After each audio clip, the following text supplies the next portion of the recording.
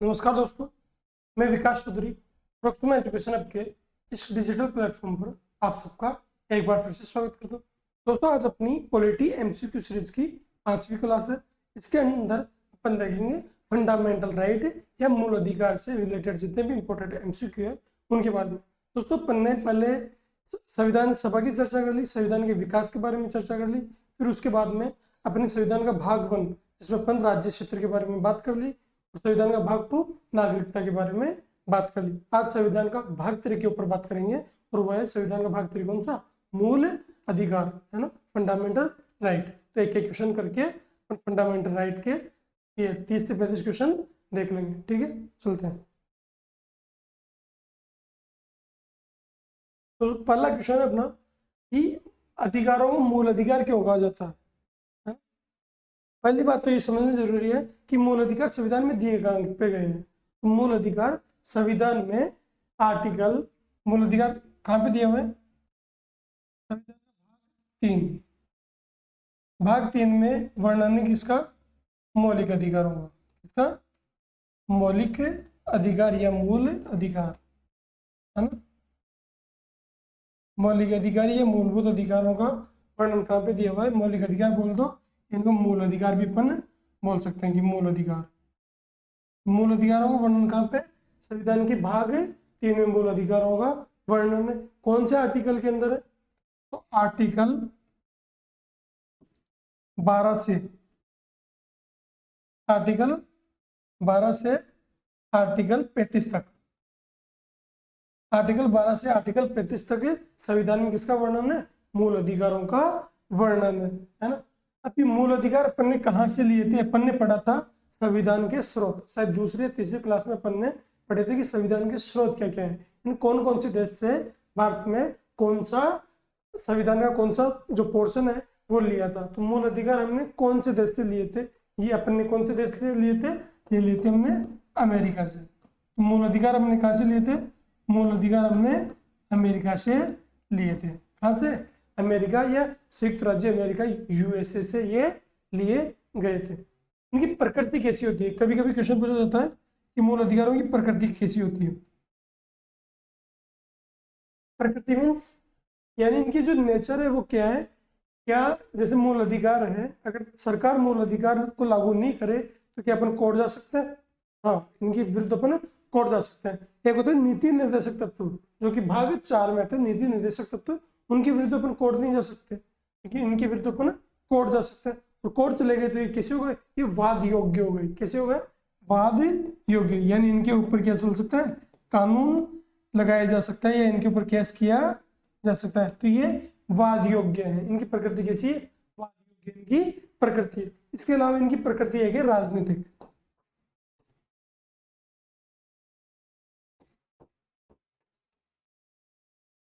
तो मौलिक अधिकार है, इनकी प्रकृति कैसी है? इनकी प्रकृति है राजनीतिक। राजनीतिक प्रकृति की प्रकृति का अर्थ क्या है? यह हमें अधिकार देती है। किस चीज का? ये राजनीतिक अधिकार प्रदान करती है, सरकार के विरुद्ध अधिकार प्रदान करती है ना। तो ये इनकी प्रकृति कैसी है? इनकी प्रकृति है राजनीतिक। ये कौन कौन सा न्याय प्रोवाइड करवाते हैं? ये तो प्रकृति के बारे में, राजनीतिक प्रकृति है। अगर न्याय के बारे में पूछा जाए कि मौलिक अधिकारों से कौन कौन से न्याय प्रोवाइड करते हैं, तो यहाँ पर देखो, हमें सामाजिक, आर्थिक और राजनीतिक तीनों प्रकार के न्याय यहाँ से प्रोवाइड होते हैं। कौन कौन से? सामाजिक, आर्थिक और राजनीतिक तीनों प्रकार के न्याय यहाँ से हमें मिलते हैं, है ना। क्वेश्चन को डील करते हैं कि अधिकारों को मूल अधिकार कहा जाता है। क्यों कहा जाता है ना? क्योंकि प्रजातंत्र ये संविधान में उल्लेखित है। सही बात है, संविधान में उल्लेख इनका कहाँ पर? भाग 3 आर्टिकल 12 से आर्टिकल 35 तक संविधान में इसका उल्लेख है ना। यह ऑप्शन क्या है अपना? बिल्कुल सही है कि संविधान में इसका उल्लेख है। यह प्रजातांत्रिक होता है। प्रजातांत्रिक होता है। प्रजातांत्रिक या लोकतांत्रिक एक ही बात है ना। जबकि ये प्रजातांत्रिक नहीं है। कैसे? ये राजनीतिक है। प्रजातांत्रिक नहीं है, कैसे? राजनीतिक है। इनकी प्रकृति राजनीतिक होती है। प्रजातांत्रिक हो गया या लोक कल्याणकारी हो गया, ये दोनों किसकी प्रकृति है? ये दोनों नीति निर्देशक तत्वों की प्रकृति है ना। प्रजातांत्रिक या ये लोक कल्याणकारी दोनों किसकी प्रकृति है? ये दोनों नीति निर्देशक तत्व है। ये डीपीएसपी की प्रकृति है, मूल अधिकारों की प्रकृति नहीं है। ये व्यक्तित्व विकास के लिए सहायक है। सही बात है, क्योंकि अगर मूल अधिकार व्यक्ति को नहीं मिलेंगे तो वो बोल भी नहीं सकता। यानी वाक एवं अभिव्यक्ति की जो स्वतंत्रता है आर्टिकल 19 में दी गई है। आर्टिकल 14 के अंदर क्या दिया हुआ है, आर्टिकल 14 से 18 के बीच में समानता का अधिकार दिया हुआ है, जिससे व्यक्ति का डेवलपमेंट ही होगा, है ना। कुछ स्वतंत्रता दी हुई है, ये कौन सी 19 से 22 तक स्वतंत्रता दी हुई है। 23-24 शोषण के विरुद्ध अधिकार दिया हुआ है। तो ये सभी अधिकार क्या दे रहे हैं, ये सभी प्रकार के अधिकार हमें क्या प्रोवाइड कर दे रहे हैं, ये व्यक्तित्व विकास के लिए आवश्यक संसाधन हमें उपलब्ध करवा रहे हैं, है ना। तो क्या होगा, ये व्यक्तित्व विकास में भी सहायक है। संसद इनके विरुद्ध कानून नहीं बना सकती। जो संविधान का आर्टिकल 13 है ये बोलता है कि संसद किनके विरुद्ध कानून नहीं बना सकती, संसद ऐसा कोई भी कानून मूल अधिकारों के विरुद्ध नहीं बना सकती जो इनकी शक्ति को कम करता है। आर्टिकल 13 क्या बोलता है, आर्टिकल 13 बोलता है, आर्टिकल 13 मुख्यतः न्यायिक पुनरावलोकन की शक्ति देता है। सुप्रीम कोर्ट को न्यायिक पुनरावलोकन की शक्ति देता है। यानी कि अगर कोई संसद ऐसा कोई कानून बना दे जिसके तहत मूल अधिकारों को कमजोर किया जा रहा है, तो क्या करेगी वो सुप्रीम कोर्ट, क्या करेगा, उन मूल अधिकारों जो भी कानून बनाए ना उसको निरस्त कर देगा। तो यहाँ पर क्या है, सुप्रीम कोर्ट की न्यायिक पुनरावलोकन,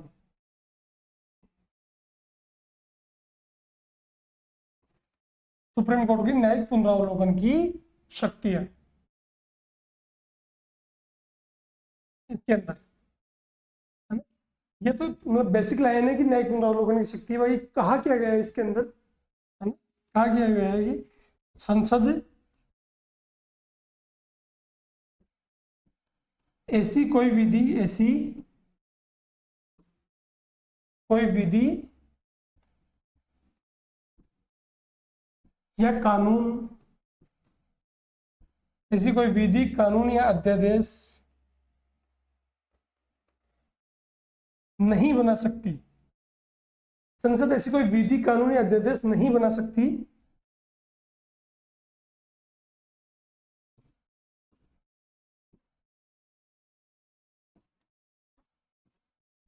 जो मूल अधिकारों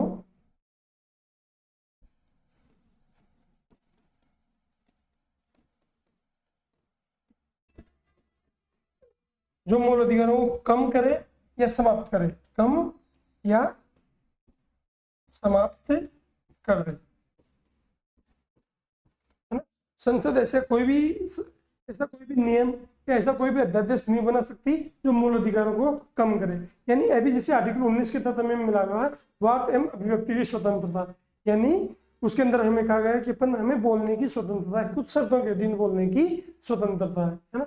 अब कल संसद ये पारित कर दे कि नहीं, आप सरकार के खिलाफ नहीं बोल सकते, तो क्या ये आर्टिकल 19 का उल्लंघन होगा? हाँ, ये आर्टिकल 19 का उल्लंघन होगा। और आर्टिकल 19 का उल्लंघन करके सरकार ने कोई कानून बना दिया तो सुप्रीम कोर्ट क्या करेगा, उस कानून का न्यायिक पुनरावलोकन करेगा और उसको क्या कर देगा, शून्य घोषित कर देगा। यानी उस विधि को क्या कर देगा, गलत साबित कर देगा, यानी वो विधि लागू नहीं रहेगी, है ना। तो ये बोलता है कौन सा, सुप्रीम कोर्ट की न्यायिक पुनरावलोकन की शक्ति मिलती है कि संसद ऐसी कोई भी कानून, अध्यादेश या विधि नहीं बना सकती जो मूल अधिकारों को कम करे या मूल अधिकारों को समाप्त करे, है ना। तो ये क्या है, संसद इसके विरुद्ध कानून नहीं बना सकती। तो बिल्कुल सही बात है कि मूल अधिकारों के विरुद्ध संसद कोई भी कानून नहीं बना सकती। तो कौन कौन सा ऑप्शन सही होगा? ऑप्शन 1 सही होगा, ऑप्शन 4 सही होगा, ऑप्शन 5 सही होगा। ऑप्शन 1, 4 और 5 को ये 3, 1, 4 और 5, ये सी इसका सही आंसर हो जाएगा। नेक्स्ट क्वेश्चन, मौलिक अधिकार।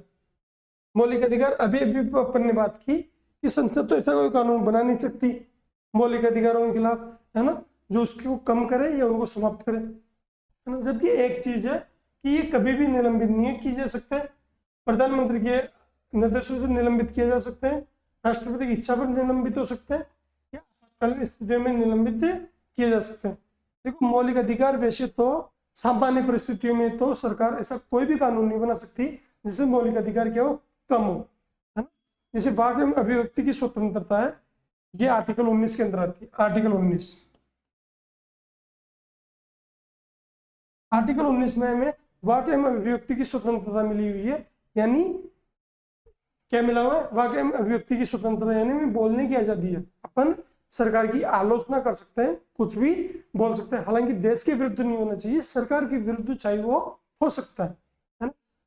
अब ये तो साधारण परिस्थितियों की बात है। अगर युद्ध चल रहा है या राष्ट्रीय आपातकाल लगा हुआ है, राष्ट्रीय आपातकाल लगा हुआ है, ऐसी परिस्थितियों में संसद चाहे ना तो इन आर्टिकल्स को क्या कर सकती है, निरस्त कर सकती है, इन आर्टिकल को प्रतिबंध कर सकती है। किसी देश पाकिस्तान से भारत का युद्ध हो रहा है, ऐसी परिस्थिति में क्या करेगी, ऐसी परिस्थिति में सरकार आर्टिकल 352 के तहत क्या लगा देगी, राष्ट्रीय आपात लगा देगी। और उस स्थिति में, राष्ट्रीय आपात की स्थिति में आर्टिकल 19 स्वतः ही निलंबन हो जाएगा, आर्टिकल 358 और आर्टिकल 359 के तहत, है ना। तो आपातकालीन परिस्थितियों में तो मूल अधिकार निलंबित किए जा सकते हैं।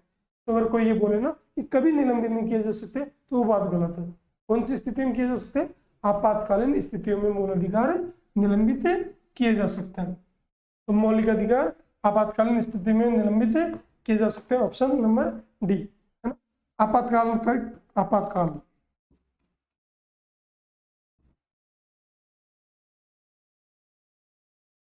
आपातकालीन परिस्थितियां कौन सी हो गई, आर्टिकल 352 के तहत अगर राष्ट्रीय आपातकाल लग जाए, आर्टिकल 352, आर्टिकल 352 में राष्ट्रीय आपातकाल, आर्टिकल 356 में राष्ट्रपति शासन और आर्टिकल 360 में वित्तीय आपातकाल के बारे में बात की गई है। तो आर्टिकल 352 के तहत कौन सा आपातकाल, राष्ट्रीय आपातकाल, है ना, राष्ट्रीय आपातकाल। राष्ट्रीय आपात की स्थिति में आर्टिकल 358 व आर्टिकल 359, है ना, आर्टिकल 358 वो आर्टिकल 359 की शक्तियों का प्रयोग करते हुए ये जो मौलिक अधिकार है इनको निलंबित किया जा सकता है। तो कौन से आर्टिकल की मदद से निलंबित किया जा सकता है, आर्टिकल 358 और 359 की मदद से। आर्टिकल 352 की तहत अपन क्या लगाएंगे, राष्ट्रीय आपातकाल लगाएंगे और मौलिक अधिकारों को निलंबित कर देंगे। तो ये ऑप्शन होगा अपना सही। नेक्स्ट क्वेश्चन की ओर चलते हैं। भारत में मौलिक अधिकारों के संबंध में वक्तव्य पर विचार कीजिए। देखो मौलिक अधिकारों के संबंध में हमें वक्तव्य देना है। भारत में मौलिक अधिकार राज्यकर्ता के विरुद्ध गारंटी है। अभी अभी अपन ने बात की कि आर्टिकल 13 क्या बोलता है,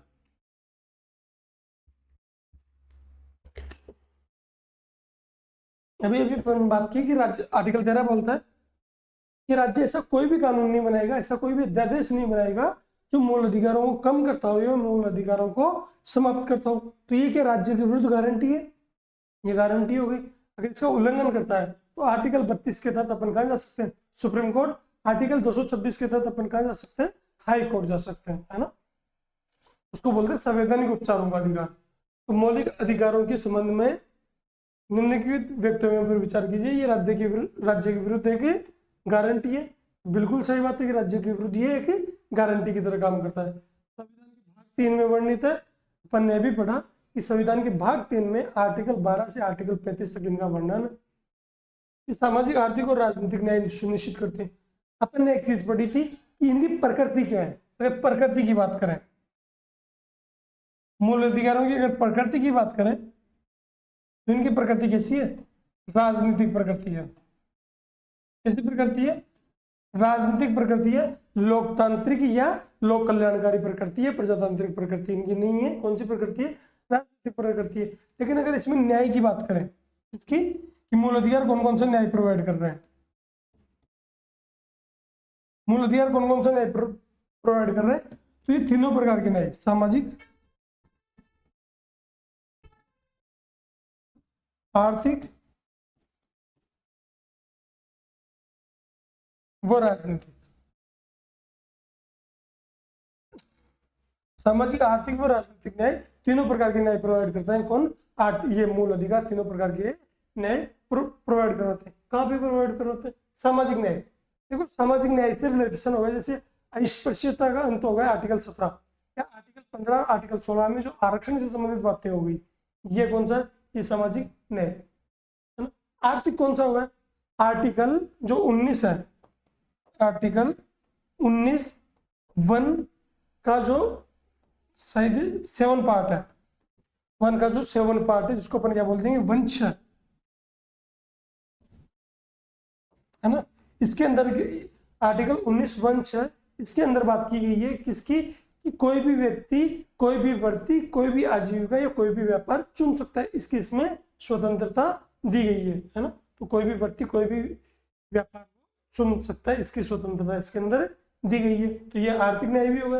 राजनीतिक न्याय, राजनीतिक न्याय तो इनकी पूरी प्रकृति राजनीतिक है ना। ये शोषण के विरुद्ध ये अधिकार प्रदान करते हैं, ये अल्पसंख्यकों को अधिकार प्रदान करते हैं, धार्मिक स्वतंत्रता ये प्रदान करते हैं, हाँ?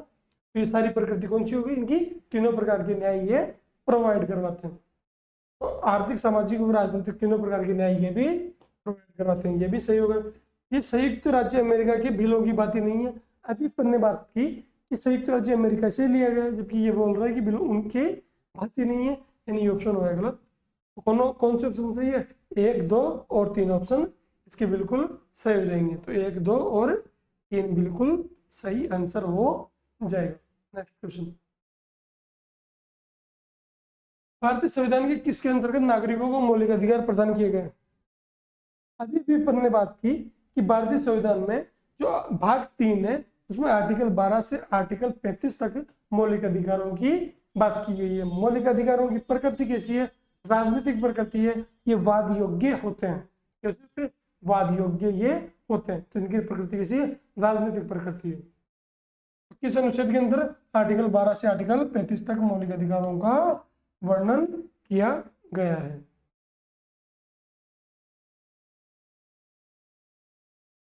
ये बोल रहा है भारतीय संविधान का कौन सा अनुच्छेद संवैधानिक प्रावधानों को संघीय संसद या राज्य विधान पालिकाओं द्वारा बनाए गए नियमों या कानूनों पर प्राथमिकता देता है। देखो लैंग्वेज चेंज है लेकिन चीजें वही वापस रिपीट हो रही है ना। ये क्वेश्चन सारे क्वेश्चन एग्जाम में आए हुए, बार बार एग्जाम में बस लैंग्वेज चेंज करके क्वेश्चन पूछ रहा है। ये लैंग्वेज क्या बोल रही है कि संवैधानिक प्रावधान, यानी जो संविधान में जो प्रावधान दिए गए हैं उनके ऊपर किसको प्रायोरिटी, संवैधानिक प्रावधानों को ज्यादा प्रायोरिटी दी जा रही है, किन के ऊपर, राज्य जो कानून बना रहा है उसके ऊपर। ऐसा कहाँ पे कहा गया है, तो आर्टिकल 13,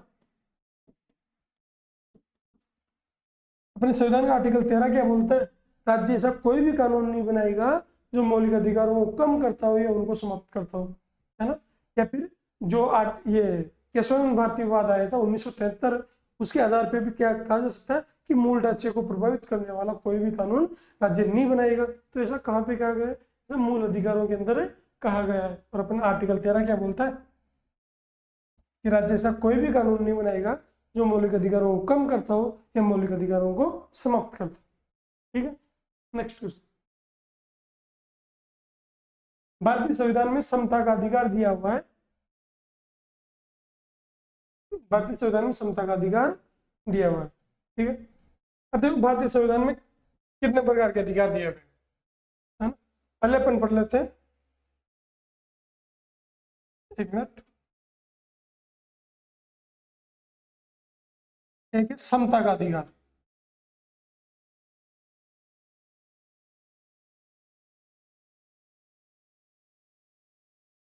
भारतीय संविधान में जो समता का अधिकार दिया हुआ है वो कहां से कहां तक दिया हुआ है, ये दिया हुआ है आर्टिकल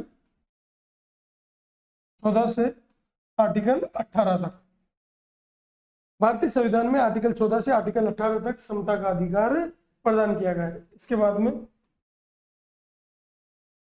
प्रदान किया गया स्वतंत्रता का अधिकार।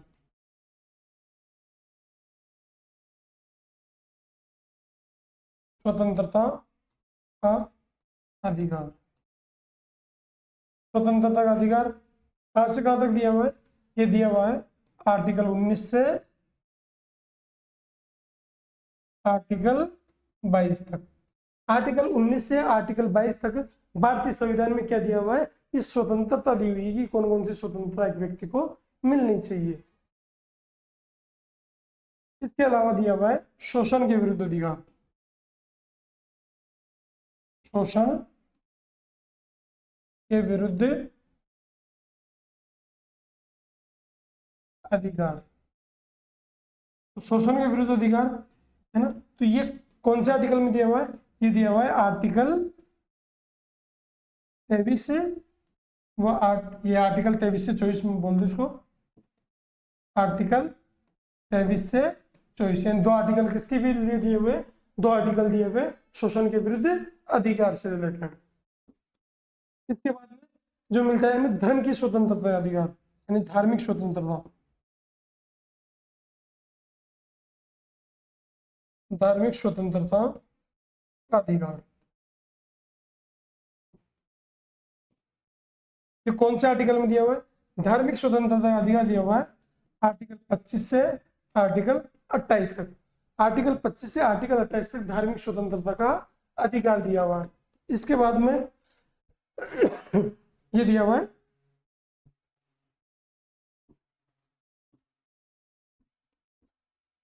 शिक्षा, शिक्षा व संस्कृति संबंधी अधिकार।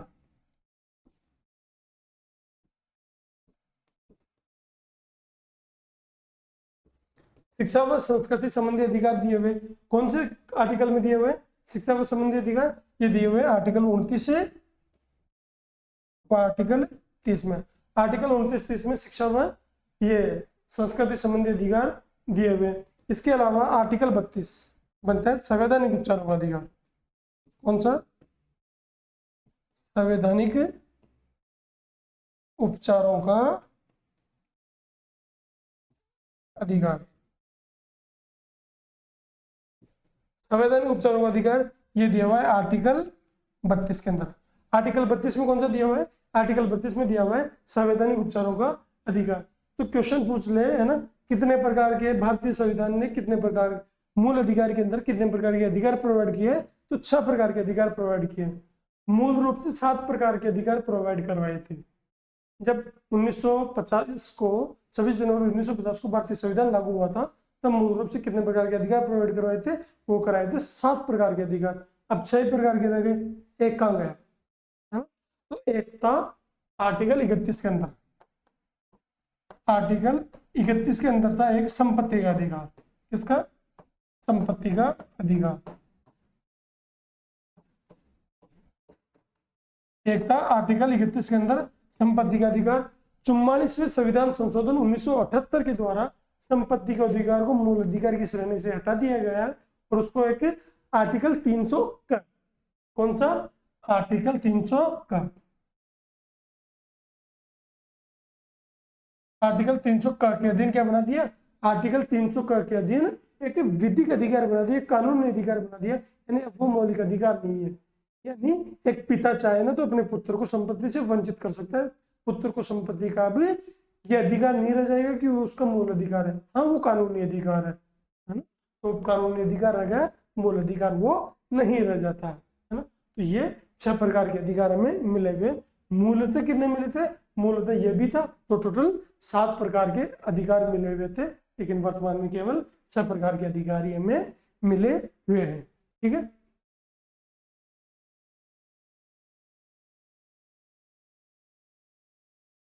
तो यह है कि भारतीय संविधान का अधिकार, समता का अधिकार 5 अनुच्छेदों द्वारा प्रदान किया गया है। तो कहां से कहां तक, कौन सा, समता का अधिकार। समता का अधिकार 5 अनुच्छेदों द्वारा प्रदान किया गया है। तो कौन से आर्टिकल के अधीन है, अभी अभी पर ने पढ़ा कि समता का अधिकार में कहा मिला है, समता का अधिकार में मिला है आर्टिकल 14 से आर्टिकल 18 के बीच में। कौन से, आर्टिकल 14 से आर्टिकल 18 के बीच में समता या समानता का अधिकार हमें मिला हुआ है ना। तो इस क्वेश्चन को अपन आसानी से डील कर सकते हैं कि क्या आएगा इसका आंसर, 14 से 18 के बीच में आ जाएगा कि 14 से 18 तक हमें समता का अधिकार मिला हुआ है ना। एक एक करके हम समता के अधिकार के बारे में बात कर लें। समता का अधिकार,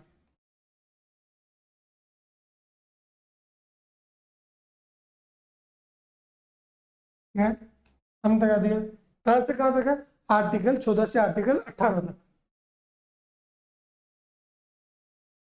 आर्टिकल 14 से 18 तक।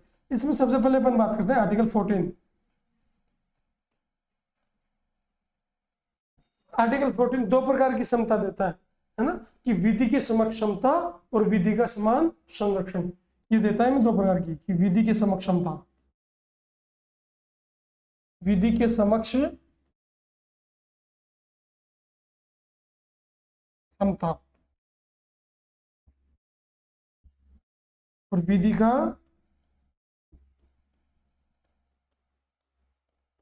समान संरक्षण। विधि की समक्ष समता और विधि का समान संरक्षण ये हमें प्रोवाइड करता है आर्टिकल 14, है ना, कि विधि की समक्ष समता, विधि का समान संरक्षण। क्या ये दोनों, विधि की समक्ष समता क्या होती है? विधि यानी कानून के समक्ष समता यानी सब समान है, कानून के अंदर सब समान है। यानी कोई अमीर है और कोई गरीब है, दोनों ने सेम अपराध किया है तो दोनों को सेम सजा मिलेगी, है ना। तो कानून की समक्ष क्या है? सबको समानता है, सबको समता है। दूसरी बात, विधि का समान संरक्षण, यानी कानून भेदभाव नहीं करेगा किसी के साथ, है ना। समान परिस्थितियों में समान प्रकार से क्या मिलेगा, जो लाभ मिलेगा या जो दंड मिलेगा वो समान परिस्थितियों में समान प्रकार से मिलेगा, है ना। तो यह विधि का समान संरक्षण है, ये विधि की समक्ष समता है। और क्या क्वेश्चन ऐसे पूछा जाता है, ये पूछ लिया जाता है कभी कभी कि विधि की समक्ष समता हमने कहाँ से अडॉप्ट किया है और विधि का समान संरक्षण हमने कहाँ से अडॉप्ट किया, ये दोनों चीजें पूछ ली जाती है। एक तो ये पूछ लिया जाता है कि मूल अधिकार कहाँ से लिए, तो मूल अधिकार हमने अमेरिका से लिए। अब इसके अलावा इन दोनों से पूछ लिया जाता है कि विधि की समक्ष समता तो कहाँ से लिए और विधि का समान संरक्षण हमने कहाँ से लिया, तो विधि की समक्ष समता ये हमने लिए ब्रिटेन से। कहाँ से लिया? ब्रिटेन से या इंग्लैंड से। और विधि का समान संरक्षण ये कहाँ से लिया हमने? विधि का समान संरक्षण हमने लिया है अमेरिका, यूएसए या अमेरिका से विधि का समान संरक्षण हमने लिया है, ठीक है ना। तो ये हो गया आर्टिकल 14। इसके बाद में आर्टिकल 15।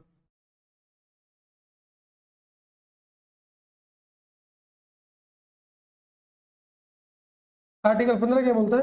राज्य धर्म, जाति, मूल वंश इनके आधार पे बिल्कुल भी विभेद नहीं करेगा। क्या नहीं करेगा?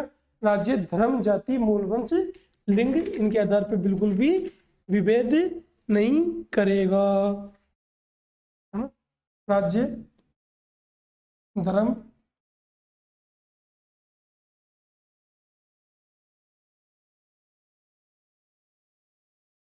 मूल वंश, जाति,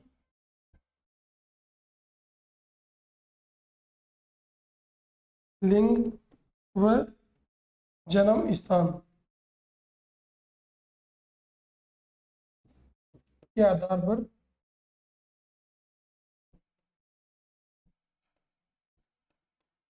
विभेद नहीं करेगा।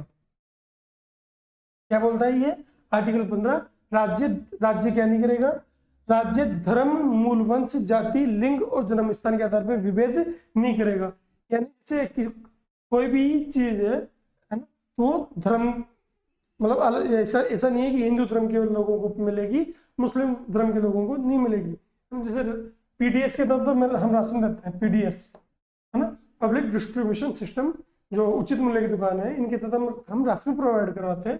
तो क्या धर्मों में विभेद करते हैं कि मुस्लिमों को नहीं मिलेगा, हिंदुओं को मिलेगा? ऐसा नहीं है, ना? मूल वंश की उड़ीसा के लोगों को नहीं मिलेगा, राजस्थान के लोगों को मिलेगा। ऐसा भी क्या सरकारें करती है क्या? नहीं, केंद्र सरकार ऐसा कोई भी चीज नहीं कर सकती। जाति है ना, कि जाटों को मिलेगा, गुजरों को नहीं मिलेगा, या यादवों को नहीं मिलेगा, ऐसा तो नहीं है। तो जाति के आधार पर कोई विभेद नहीं किया जा सकता। लिंग कि पुरुषों को मिलेगा, महिलाओं को नहीं मिलेगा कोई भी राशन, तो क्या ऐसा है? नहीं, ऐसा भी बिल्कुल नहीं है। ये जन्म स्थान के आधार पे है ना, कि गांव में जन्मे लोगों को तो राशन मिल जाएगा, शहर वालों को राशन नहीं मिलेगा, ऐसा है क्या? नहीं। आर्टिकल 15 के तहत क्या होगा? जन्म स्थान के आधार पर भी विभेद नहीं कर सकती। तो आर्टिकल 15 क्या बोलता है? राज्य धर्म, मूलवंश, जाति, लिंग व जन्म स्थान के आधार पर विभेद नहीं करेगा।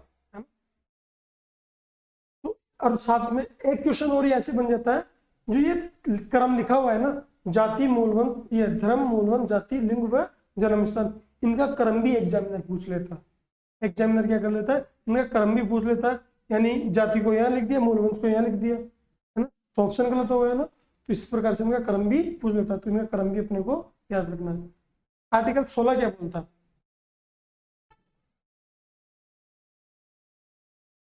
आर्टिकल 16 क्या बोलता है? आर्टिकल 16 बोलता है लोक नियोजन।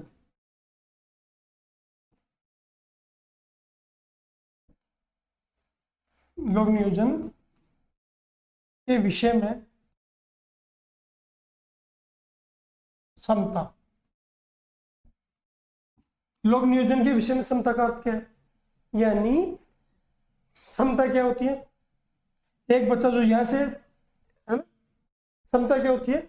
समता होती है कि लोगों को समान रूप से क्या मिलना चाहिए, मतलब क्या बोलते हैं उनको, समान रूप से अधिकार मिलना चाहिए, है ना। यानी जो बचपन से या टोटल मिला के ये आरक्षण के ऊपर डिपेंडेंट है ना। इसी आर्टिकल 16 किसकी नींव रखता है? आर्टिकल 16 से नींव निकलती है किसकी? आरक्षण की, है ना। तो इसको बोल सकते हैं सरकारी नौकरियों में आरक्षण। सरकारी नौकरी में आरक्षण। तो सरकारी नौकरी में आरक्षण कौन सा देता है? आर्टिकल 16 से सरकारी नौकरी में आरक्षण की नींव रखी जाती है ना। तो लोक नियोजन के विषय में समता क्या बताती है कि जिनको अधिकार नहीं मिला हुआ उनको भी अधिकार दिलाना है।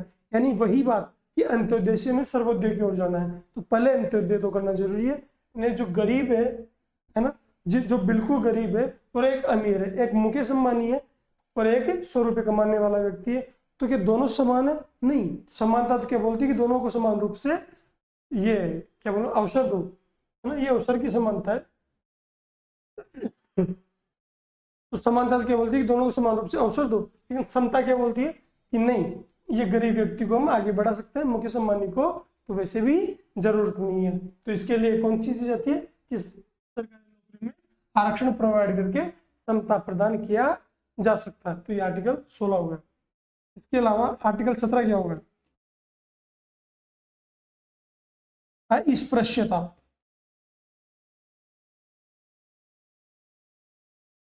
आर्टिकल 17 बोलता है अस्पृश्यता का अंत। यानी अभी भी जो जाति व्यवस्था चली आ रही है, जो जातिवाद चला आ रहा है, इसमें छुआछूत बहुत ज्यादा बढ़ी हुई है ना।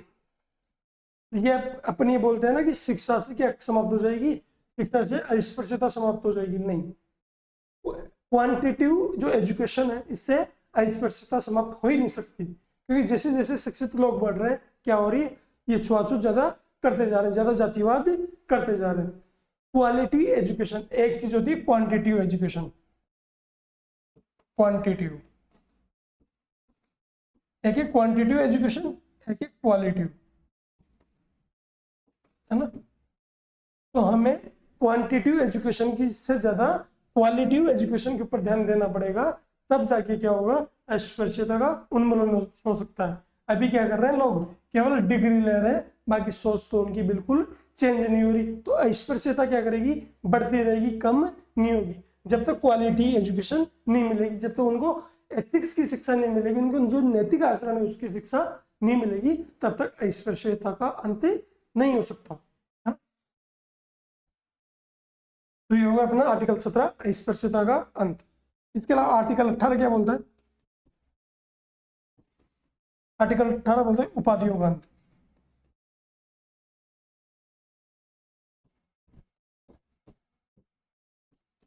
उपाधियों का अंत यानी कोई भी व्यक्ति अपनी उपाधि, जो भी उसको उपाधियां मिली हुई है ना, उसका उपयोग सरकारी डॉक्यूमेंट्स में या इस आधार पर नहीं करेगा। जैसे किसी को भारत रत्न मिला तो अपन ये नहीं बोलेंगे कि, है ना, कि वो उस उपाधि का प्रयोग नहीं करेगा कि कोई डॉक्यूमेंट, सरकारी डॉक्यूमेंट्स में जब नाम लिख रहा है तो ऐसा लिखने लग जाए कि भारत रत्न विकास चौधरी, ऐसा वो नहीं लिखेगा। क्या करेगा, केवल विकास चौधरी लिखेगा। तो उपाधियों का क्या करना है, हमें अंत करना है, इसका उपाधियों का अंत करना है। तो आर्टिकल 18 में उपाधियों का अंत दिया हुआ है। तो आर्टिकल 14 में क्या दिया हुआ है, विधि के समक्ष क्षमता, विधि का समान संरक्षण।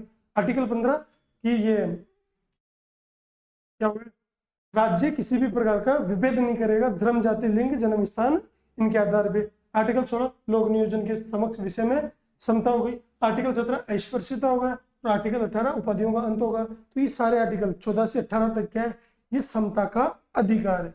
कौन सा अधिकार है ये समता का अधिकार है। तो समता के अधिकार के अंदर 5 अनुच्छेद है। कितने अनुच्छेद है टोटल? 5 अनुच्छेद है। ठीक है, नेक्स्ट क्वेश्चन। भारत के संविधान का कौन सा अनुच्छेद कानून के समक्ष समानता, कानून के समक्ष समानता, जो अभी अभी अपन ने पढ़ा कि विधि के समक्ष समानता, विधि और कानून एक ही बात होती है। विधि के समक्ष समानता भारत का कौन सा अनुच्छेद प्रोवाइड करता है? आर्टिकल 14। विधि के समक्ष समानता और विधि का समान संरक्षण आर्टिकल 14 प्रोवाइड करवाता है। ठीक है,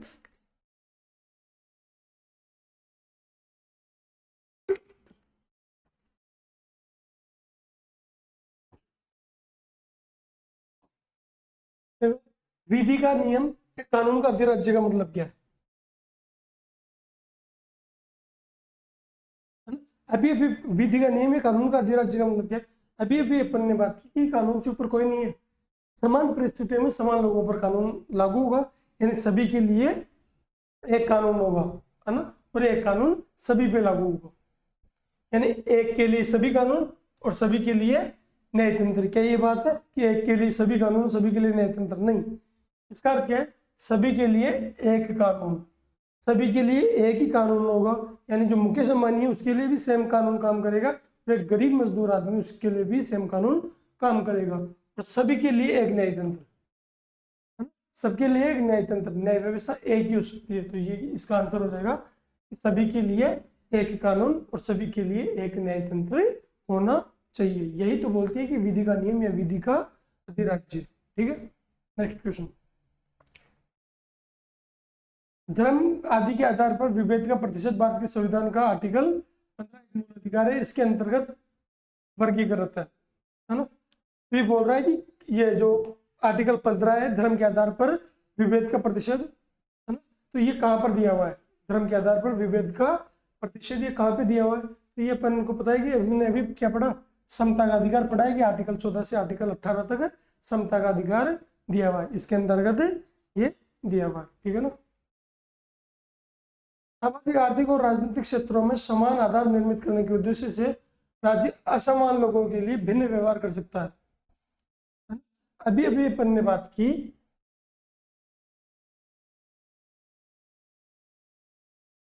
जैसे एक व्यक्ति है, गरीब आदमी है, ये कमाता है 100 रुपए दिन के, और एक आदमी का नाम है मुकेश अंबानी, है ना, ये कमाता है 100 करोड़ रुपए। ये 100 रुपए कमाता है, ये 100 करोड़ रुपए कमा रहा है एक दिन के। अगर राज्य को कोई योजना बनानी है, जैसे ये राज्य है, ये अगर कोई योजना बना रहा है, क्या बना रहा है? कोई योजना बना रहा है, तो क्या वो योजना दोनों पे समान रूप से लागू होनी चाहिए? जैसे प्रधानमंत्री जो पीएम आवास मिलते हैं ना, प्रधानमंत्री आवास योजना, तो क्या मुकेश अंबानी को प्रधानमंत्री आवास की जरूरत है? इसको तो प्रधानमंत्री आवास की जरूरत है ही नहीं, है ना। ये 500 करोड़ के बंगले में या 1000-2000 करोड़ के बंगले में तो ये रहता है, जबकि इसके पास तो मकान है ही नहीं। तो क्या इस योजना का लाभ दोनों को समान रूप से मिलना चाहिए? नहीं, इसको मिलना चाहिए, इसको लाभ मिलना चाहिए, इसको लाभ नहीं मिलेगा तो भी चल जाएगा, क्योंकि इसके पास पहले से रहने के लिए जगह है ना। तो ऐसी परिस्थिति होती है जहाँ पर राज्यों को भिन्न व्यवहार करना पड़ता है ना। तो सामाजिक, आर्थिक और राजनीतिक न्याय स्थापित करने के लिए राज्य भिन्न व्यवहार कर सकता है। ठीक बात। तो क्या है, सामाजिक, आर्थिक और राजनीतिक क्षेत्रों में समान आधार निर्मित करने के उद्देश्य से राज्य असमान लोगों के लिए भिन्न व्यवहार कर सकता है। ये दोनों व्यक्ति समान है क्या? नहीं, लेकिन अगर दूसरा व्यक्ति एक गरीब व्यक्ति ए है और एक गरीब व्यक्ति बी है, दोनों 100 रुपए कमा रहे हैं, दोनों गरीब है, एक ही जाति से हैं, तो क्या राज्य भिन्न व्यवहार कर सकता है इनके लिए? नहीं, क्योंकि ये भी 100 रुपए कमा रहा है, ये भी 100 रुपए कमा रहा है, तो दोनों को आवास की जरूरत है, तो पीएम आवास योजना का लाभ दोनों को ही मिलेगा, है ना। तो राज्य क्या कर सकता है? समान परिस्थितियों में भिन्न व्यवहार नहीं कर सकता, असमान परिस्थितियों में भिन्न व्यवहार कर सकता है ना। तो असमान परिस्थितियों में भिन्न व्यवहार कर सकता है, सही बात है। और समान लोगों में विधि समान होगी और समान रूप से प्रशासित की जाएगी। समान लोगों में विधि समान होगी और समान रूप से प्रशासित की जाएगी। क्या बात हो गई है? विधि का समान संरक्षण या विधि के समक्ष समता, विधि के समक्ष समता या विधि का समान संरक्षण, तो ये बात भी बिल्कुल सही है। ये इसका ही तो प्रतिफल है ना। ये रीजन क्या है कि विधि समान लोगों में विधि समान होगी और समान रूप से प्रशासित की जाएगी, लेकिन लोग क्या होने चाहिए? समान होने चाहिए। ये मुकेश अंबानी और ये गरीब व्यक्ति ये समान नहीं है, लेकिन भी जो दोनों गरीब व्यक्ति है ये समान है तो इनके ऊपर समान रूप से कानून लागू होगा, लेकिन इन दोनों के ऊपर समान रूप से कानून लागू नहीं होगा। तो आर्टिकल 14 क्या बोलता है? ये विधि का समान संरक्षण। तो यह भी सही है, यह भी सही है। और आर ये कथन, इसका सही स्पष्टीकरण भी दिया हुआ है ना। क्यों? क्योंकि यहाँ पर क्या दिया हुआ है? समान असमान लोगों के लिए भिन्न व्यवहार। अगर लोग समान होते तो व्यवहार समान हो सकता था, है ना। तो क्या उनसे कौन सा हो जाएगा? Question number D. दोनों सही है और आर ए का सही स्पष्टीकरण आर दिया हुआ है। ठीक है, संविधान के किस प्रावधान द्वारा अस्पृश्यता का उन्मूलन किया गया? अभी अभी हमने पढ़ा आर्टिकल 17 से अस्पृश्यता का अंत किया गया। भारत में अस्पृश्यता का निवारण किन उपायों द्वारा किया जा सकता है? तो कानून बना के अस्पृश्यता का निवारण किया जा सकता है। सही बात है ना। अस्पृश्यता उन्मूलन कानून बनाए गए और उसके द्वारा इसका उन्मूलन करने के प्रयास जारी है। शिक्षा की उन्नति द्वारा अभी अभी अपन ने बात की कि क्वांटिटिव एजुकेशन नहीं, क्वालिटिव एजुकेशन, नैतिक शिक्षा, एथिक्स की शिक्षा, है ना।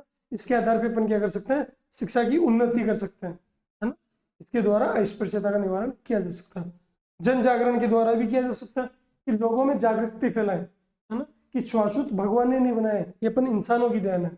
लोगों में जन जागरण के द्वारा भी ऐसा किया जा सकता है कि सरकारी नौकरियों में प्रवेश दिलवा के अस्पृश्यता का निवारण किया जा सकता है। सरकारी नौकरियों में तो 1950 से प्रवेश मिल रहा है, छुआछूत वहां से तो कम नहीं हो रहा। हाँ, वहां से समता स्थापित हो सकती है, छुआछूत कम नहीं होगा, है ना। तो वहां से समता स्थापित हो सकती है, छुआछूत वहां से कम नहीं होगा। तो नौकरियों में प्रवेश दिला के आप अस्पृश्यता को कम नहीं कर सकते, है ना। तो आर्टिकल 1 ये 1, 2 और 3 पॉइंट से ही चौथा ऑप्शन बिल्कुल गलत है। कौन सा ऑप्शन गलत है?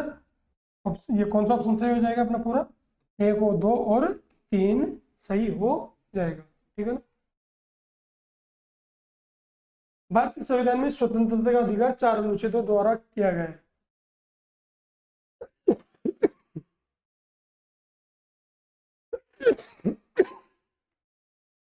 तो दोस्तों अपन ने बात की स्वतंत्रता के अधिकार के बारे में। किसके बारे में? स्वतंत्रता का अधिकार।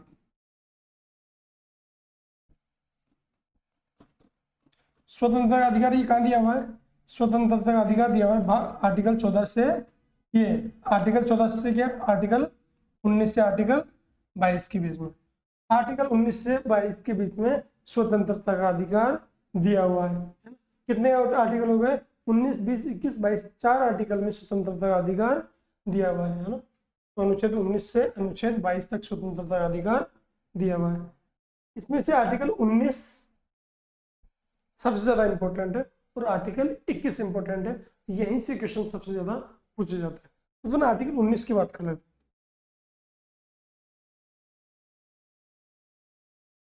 आर्टिकल 19, आर्टिकल 19 में भी जो पॉइंट नंबर 1 है, इसके 6 पॉइंट है। कितने पॉइंट है? ऐसे 6 पॉइंट है, इंपॉर्टेंट 6 पॉइंट है।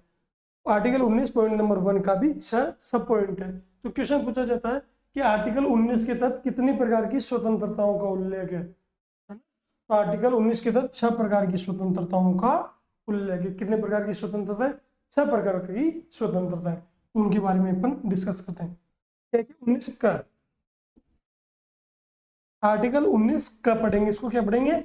इसको पढ़ेंगे अपन आर्टिकल 19 1 का, है ना। तो इसको कैसे रीड करेंगे? आर्टिकल 19 1 का इसको रीड करेंगे। ठीक है। आर्टिकल 19 का के अंदर क्या दिया हुआ है? इसके अंदर दिया गया है वाक एवं अभिव्यक्ति की स्वतंत्रता। कौन सी? वाक एवं अभिव्यक्ति।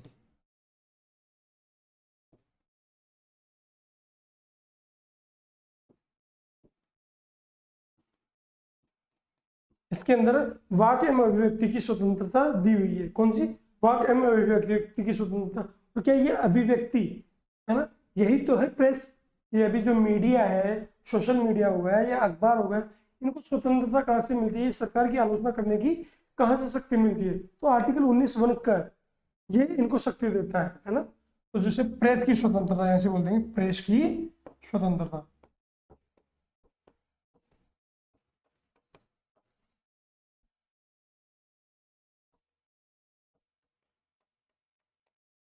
तो प्रेस की जो स्वतंत्रता है ये किसके तहत मिली है? या आर्टिकल 19 का के तहत मिली हुई है ना। दूसरा जो इसका ख है वो क्या बोलता है?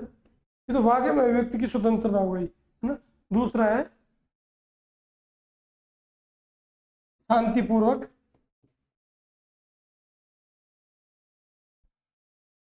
व निरायुध सम्मेलन की स्वतंत्रता।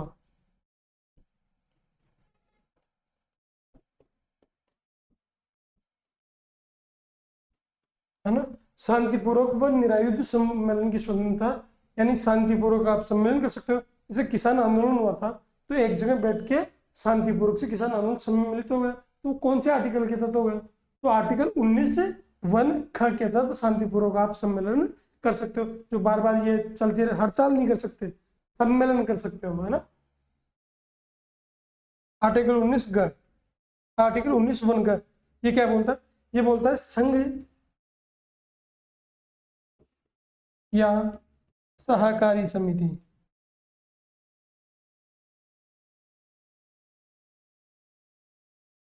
संघ या सहकारी समिति बनाने की स्वतंत्रता।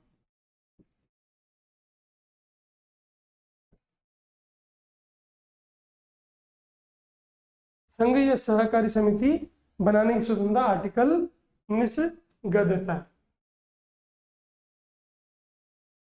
आर्टिकल 19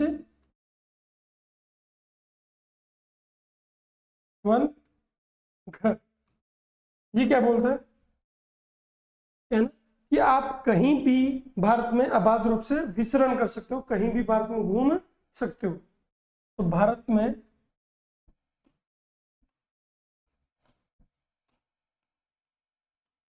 अबाध संचरण की स्वतंत्रता।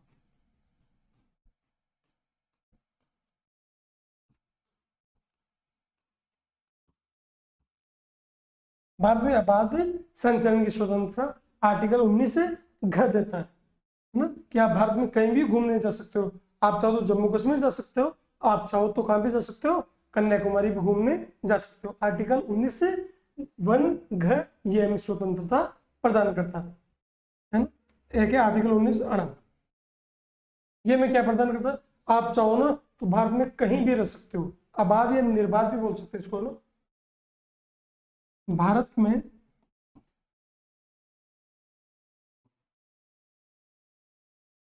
कहीं भी निवास करने की स्वतंत्रता, ठीक, कहीं भी निवास करने की स्वतंत्रता।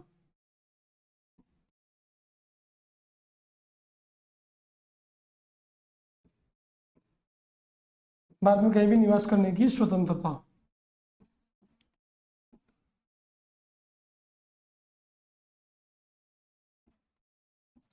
कहीं भी निवास करने की स्वतंत्रता। एक है आर्टिकल च, आर्टिकल 19 वन च में दिया गया था संपत्ति का अधिकार। कौन सा अधिकार दिया गया था? संपत्ति का अधिकार।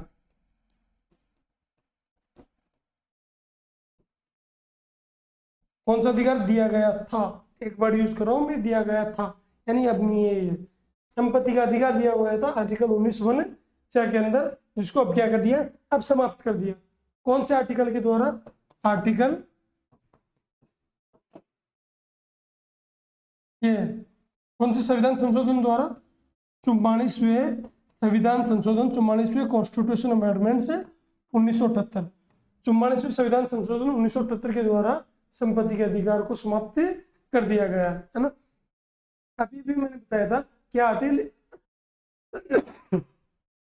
आर्टिकल 31 के अंतर्गत, आर्टिकल 31 के अंतर्गत संपत्ति का अधिकार एक मूल अधिकार भी हुआ करता था। ये स्वतंत्रता भी है, संपत्ति रखने की स्वतंत्रता का अधिकार, संपत्ति रखने की स्वतंत्रता का अधिकार, इसको भी हटा दिया गया है ना।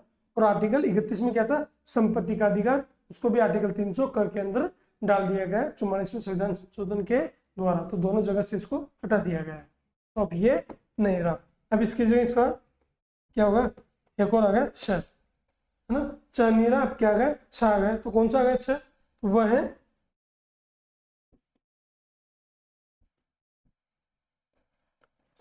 कोई भी व्रती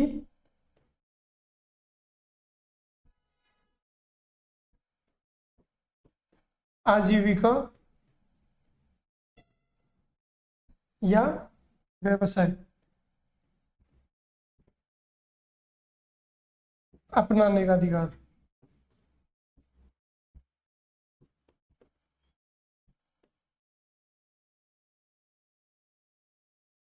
है ना, कोई भी अपनाने की स्वतंत्रता, लिख दो इसको, कोई भी व्यक्ति आजीविका या व्यवसाय अपनाने की स्वतंत्रता, अपनाने की स्वतंत्रता, है ना। तो कितनी होगी? या आर्टिकल 19 का कहता था मैं 6 प्रकार की, आर्टिकल 19 पर कह देता है 6 प्रकार की स्वतंत्रता। आर्टिकल 19 का हमें 6 प्रकार की स्वतंत्रता देता है। कितने प्रकार की? आर्टिकल 19 का हमें 6 प्रकार की स्वतंत्रता देता है। ये आर्टिकल का में क्या है? वाक एवं अभिव्यक्ति की स्वतंत्रता, यही प्रेस की स्वतंत्रता बन जाती है। किसकी? प्रेस की स्वतंत्रता। आर्टिकल 19 का शांतिपूर्वक निरायुध सम्मेलन की स्वतंत्रता। आर्टिकल 19 का संघ एवं सहकारी समिति की स्वतंत्र, संघ व सहकारी समिति बनाने की स्वतंत्रता, है ना। भारत में आबादी निर्बाध आबाद यानी बिना रोक टोक संचरण की स्वतंत्रता इसमें दी हुई है। भारत में कहीं भी निवास करने की स्वतंत्रता के अंदर दी हुई है। 6 के अंतर्गत संपत्ति का अधिकार दिया हुआ था, अब समाप्त कर दिया गया है ना? अब समाप्त कर दिया, तो अब कितने रह गए? केवल ये पहले 7 थे, अब कितने रह गए? 6 रह गए। मूल अधिकारों में पहले 7 प्रकार के अधिकार थे, संपत्ति के अधिकार को हटा दिया, अब 6 प्रकार के अधिकार रह गए। वैसे ही आर्टिकल 19 के अंदर, आर्टिकल 19(1) के अंदर कितने 7 प्रकार की स्वतंत्रता थी, संपत्ति की स्वतंत्रता को हटा दिया, अब कितने प्रकार की स्वतंत्रता रह गई? तो 6 प्रकार की स्वतंत्रता रह गई, है ना। दोनों में 6 का आंकड़ा यहाँ पे आ चुका है, इसको हटा दिया। कोई भी व्यक्ति आजीविका या व्यवसाय अपनाने की स्वतंत्रता आर्टिकल 19(6) के अंदर दी हुई है। लेकिन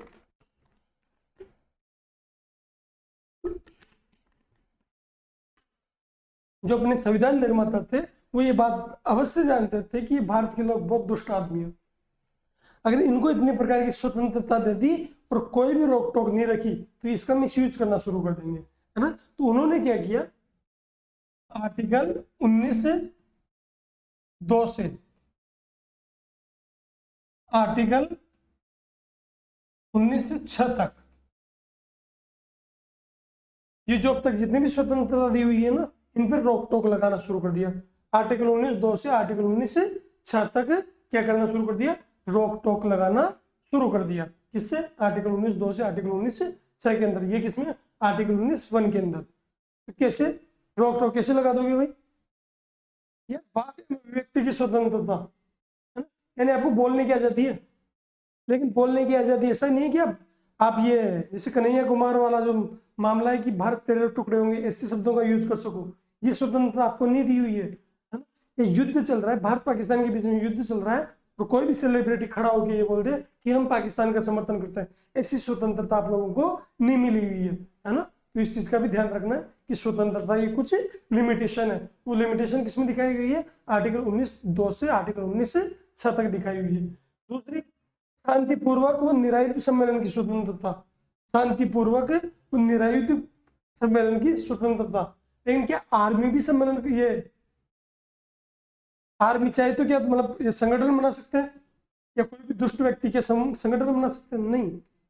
तीसरी, संघीय सहकारी समिति की स्वतंत्रता, संघीय सहकारी समिति बनाने की स्वतंत्रता। जैसे कल पुलिस चाहे तो क्या वो पूरा संघ बना के क्या एक जगह हड़ताल कर सकती है, आंदोलन कर सकती है इसके तहत शांतिपूर्वक निरायुध सम्मेलन? नहीं, क्योंकि वो लोक नियोजन के खिलाफ है ना। तो अगर पुलिस वाले ऐसा करने लग जाएंगे तो देश की सुरक्षा कौन करेगा? जो अंदर आंतरिक सुरक्षा ये करेगा कौन, है ना। तो पुलिस वाले भी समिति या संघ बना के शांतिपूर्वक सम्मेलन करने लग जाएंगे, तो है ना। तो इसके विरुद्ध भी क्या हुआ है? अधिकार मिला हुआ है। भारत में अबाध संचरण की स्वतंत्रता, अगर लोगों को कह दिया जाए ना कि कहीं भी घूमने जा सकते हो, कहीं भी घूमने जा सकते हो, तो लोग सबसे पहले आर्मी की कैंपस में जाएंगे। तो उन चीजों से तो स्वतंत्रता मिली हुई है ना, है ना। कोई भी, जैसे मैं कल उठा के बोल दूंगा कि नहीं मैं तो संसद में जाके बैठूंगा, मेरे को संसद में घूमना है, तो यार उन चीजों से तो क्या दिया हुआ है? उन चीजों से थोड़ा परहेज दिया हुआ है। तो आर्टिकल 19(2) से आर्टिकल 19(6), है, तो कहीं भी नहीं घूम सकते, कुछ चीजों की लिमिटेशन। भारत में कहीं भी निवास करने की स्वतंत्रता, है ना, कहीं भी निवास करने की स्वतंत्रता का ये मतलब ये नहीं है कि किसी के भी घर को हड़प लो और वहां जाके बैठ जाओ कि यार हमें तो आर्टिकल 19 अणा के तहत क्या कहा गया है कि मैं तो कहीं भी रह सकता हूँ। तो किसी भी व्यक्ति के घर जाओ, उसे कमरा खाली कराओ और बोलो कि मैं यहाँ रहूंगा, किसके तहत? आर्टिकल 19 अणा के तहत, है ना।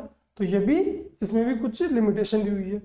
और आर्टिकल 6, कोई भी वर्ती आजीविका या व्यवसाय अपनाने की स्वतंत्रता। ये बोलता है कि आप कोई भी काम कर सकते हो। तो क्या ड्रग्स सप्लाई कर ले? नहीं, है ना।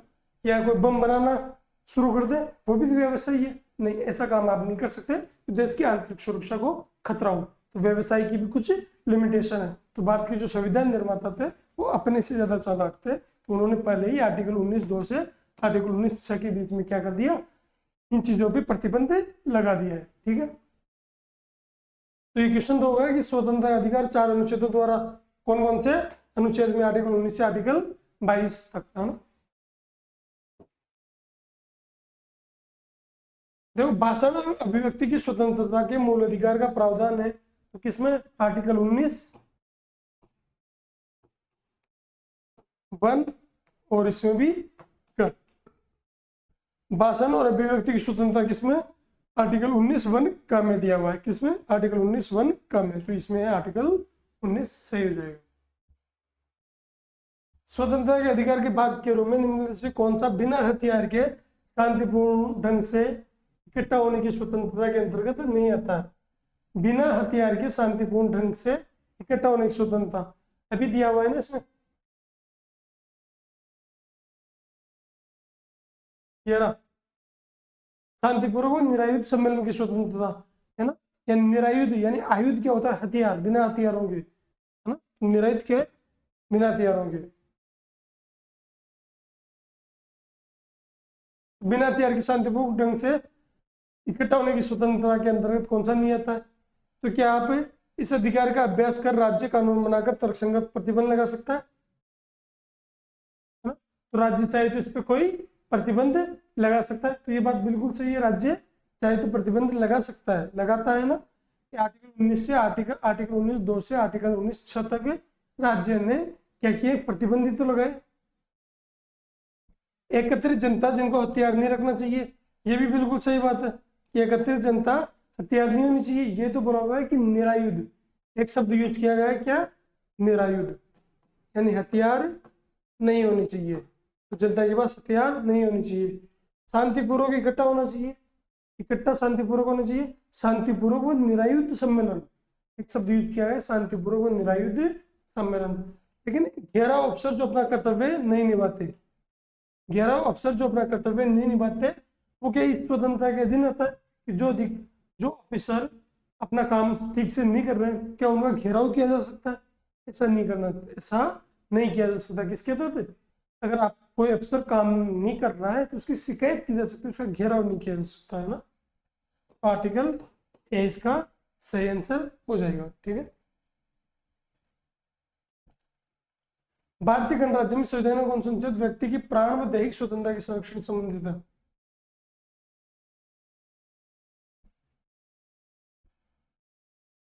देखो, आर्टिकल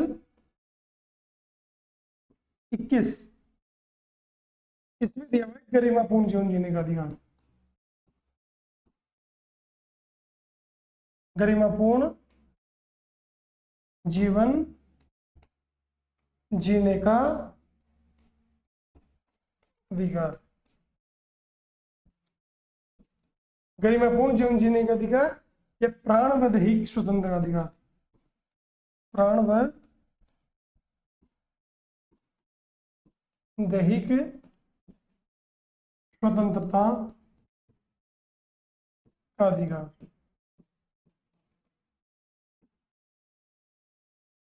प्राण व दैहिक स्वतंत्रता का अधिकार, तो गरिमापूर्ण जीवन जीने का अधिकार, ये प्राण और दैहिक स्वतंत्रता का अधिकार किसके अंतर्गत आता है? आर्टिकल 21 के अंदर आता है। कौन से आर्टिकल के अंदर?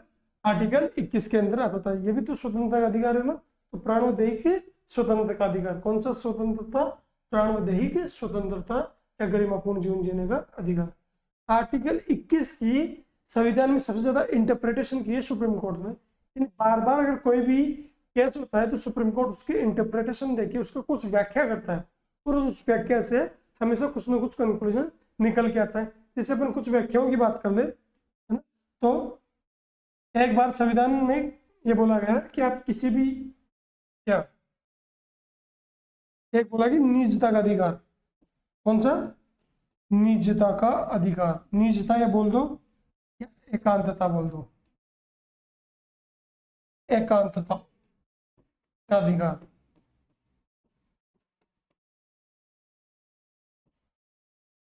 ये किसके अंतर्गत आएगा, है ना, निजता या एकांत का अधिकार किसके अंदर आता है। अपन बोलते रहते हैं ना कि मेरे को प्राइवेसी चाहिए, प्राइवेसी चाहिए, तो प्राइवेसी क्या है, एकांतता क्या है, वो निजता क्या है, वो यही है ना, निजता की, प्राइवेसी क्या है, निजता, है ना। तो इसका अधिकार किसको है, कौन से आर्टिकल के तहत आएगा, तो आर्टिकल 21 के तहत व्यक्ति को गरिमापूर्ण जीवन जीने का अधिकार है। तो क्या उसे प्राइवेसी मिलनी चाहिए, गरिमापूर्ण जीवन तो वही है ना जिसमें उसको प्राइवेसी मिले, तो निजता का अधिकार किसमें मिल जाएगा, आर्टिकल 21 के अंदर मिल जाएगा। सुप्रीम कोर्ट की इंटरप्रिटेशन है ना। इसके अलावा एक हो गया जैसे स्वच्छ वायु, स्वच्छ प्राणवायु का अधिकार,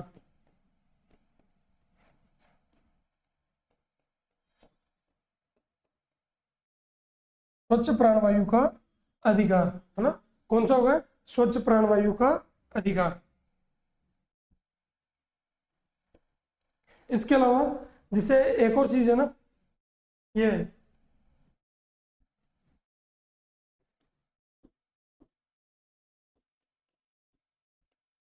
विदेशों में घूमने का अधिकार,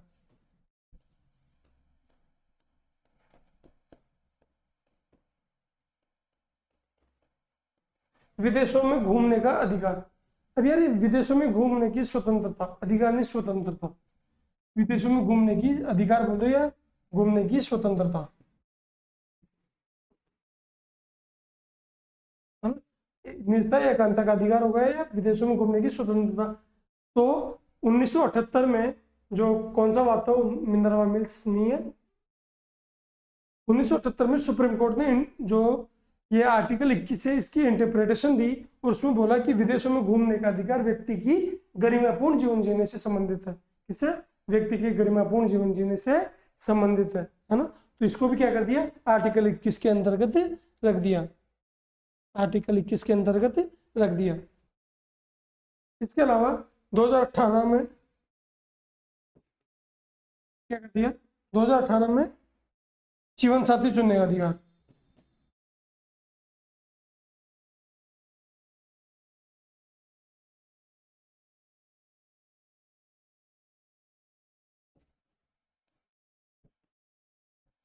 ये आजकल की जो जनरेशन है ना, माई लाइफ माई रूल्स ना, इस पे चलने वाली कि मैं, मेरा जो हस्बैंड है या वाइफ है, जो भी है उसको चुनने, जीवन साथी चुनने का अधिकार किसको है, कि मेरे को स्वयं को है। तो जीवन साथी चुनने का अधिकार इसके तहत मिल गया। जो एक वाद चला था कि कौन सा, शक्ति वाहिनी, शक्ति वाहिनी बनाम भारत संघवाद, 2018 में सुप्रीम कोर्ट ने फैसला दिया कि जीवन साथी चुनने का अधिकार किसको है, व्यक्ति को स्वयं को है और उसके गरिमापूर्ण जीवन से संबंधित है, कि व्यक्ति की गरिमापूर्ण जीवन से संबंधित है कौन सा, ये जीवन साथी चुनने का अधिकार। तो सुप्रीम कोर्ट ने ऐसे 20 से 25 इंटरप्रिटेशन आर्टिकल 21 के दिए हुए हैं, है ना, उसमें विभिन्न प्रकार की स्वतंत्रता के बारे में डिस्कस किया गया है। ठीक, तो चलते हैं अपन नेक्स्ट टॉपिक, नेक्स्ट क्वेश्चन के ऊपर। व्यक्ति के विदेश यात्रा के अधिकार को संरक्षण प्रदान करता है, कौन सा आर्टिकल, अभी अभी अपन ने बात की कि आर्टिकल 21 गरिमापूर्ण जीवन जीने से संबंधित है, आर्टिकल 21 से गरिमापूर्ण जीवन जीने से संबंधित है। और इसकी 1978 में सुप्रीम कोर्ट ने इंटरप्रिटेशन दी थी क्या, कि व्यक्ति को विदेश यात्रा का क्या है, अधिकार है, विदेश यात्रा की उसको संरक्षण मिलेगा। तो क्यों, किसके तहत, आर्टिकल 21 के तहत। ठीक है,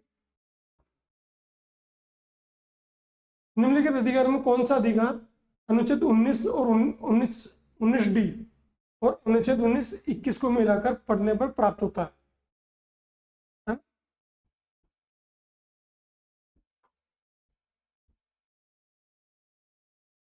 ये देखो, आर्टिकल 19 डी क्या है, आर्टिकल 19 डी क्या है, आर्टिकल 19 डी,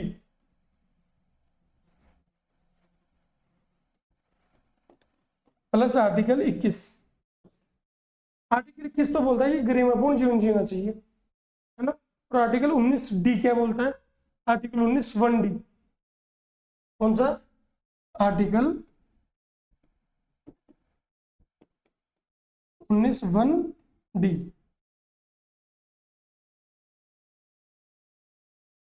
आर्टिकल 19 1D क्या बोलता है कि व्यक्ति कहीं भी घूम सकता है, व्यक्ति कहीं भी घूम सकता है। जबकि आर्टिकल 21 क्या बोलता है? आर्टिकल 21 बोलता है कि व्यक्ति को क्या है? गरिमापूर्ण जीवन जीने का अधिकार। तो अगर व्यक्ति कहीं भी घूम सकता है और गरिमापूर्ण जीवन जीने के अधिकार की तरफ विदेश यात्रा आ गई, तो क्या ये दोनों विदेश यात्रा को डिफाइन कर देंगे कि आप कहीं भी घूम सकते हो? तो श्रम पाने का अधिकार इसके अंदर तो नहीं रहेगा। एकांत का अधिकार आर्टिकल 21 के अंदर अलग से अधिकार है, लेकिन ये तो कहीं भी घूमने का अधिकार है, एकांत का अधिकार इसके अंदर नहीं है। सूचना प्राप्त करने का अधिकार ये भी इन दोनों से रिलेटेड नहीं है। तो बच्चा कौन सा? विदेश यात्रा का अधिकार इसके अंदर हो जाएगा। विदेश यात्रा या देश की यात्रा जो भी हो, है ना, वो आर्टिकल 19 1 और आर्टिकल 21 दोनों मिलकर डिफाइन करते हैं। तो इसमें ऑप्शन कौन सा है? विदेश यात्रा से संबंधित है, तो इसका आंसर कौन सा जाएगा? 1 इसका आंसर हो जाएगा। ठीक, नेक्स्ट क्वेश्चन। भारत के संविधान का कौन सा अनुच्छेद अपनी पसंद के व्यक्ति से विवाह करने के किसी व्यक्ति के अधिकार को संरक्षण देता है ना? अपने पसंद का जो भी कोई भी व्यक्ति है उसे शादी करने की स्वतंत्रता है, वो कौन सा अधिकार आर्टिकल देता है? ये आर्टिकल देता है आर्टिकल 21 से, ये देता है गरिमापूर्ण जीवन जीने का अधिकार। ठीक है, नेक्स्ट क्वेश्चन। 6 से 14 वर्ष से आयु के बच्चों के बीच, है ना, शिक्षा का अधिकार।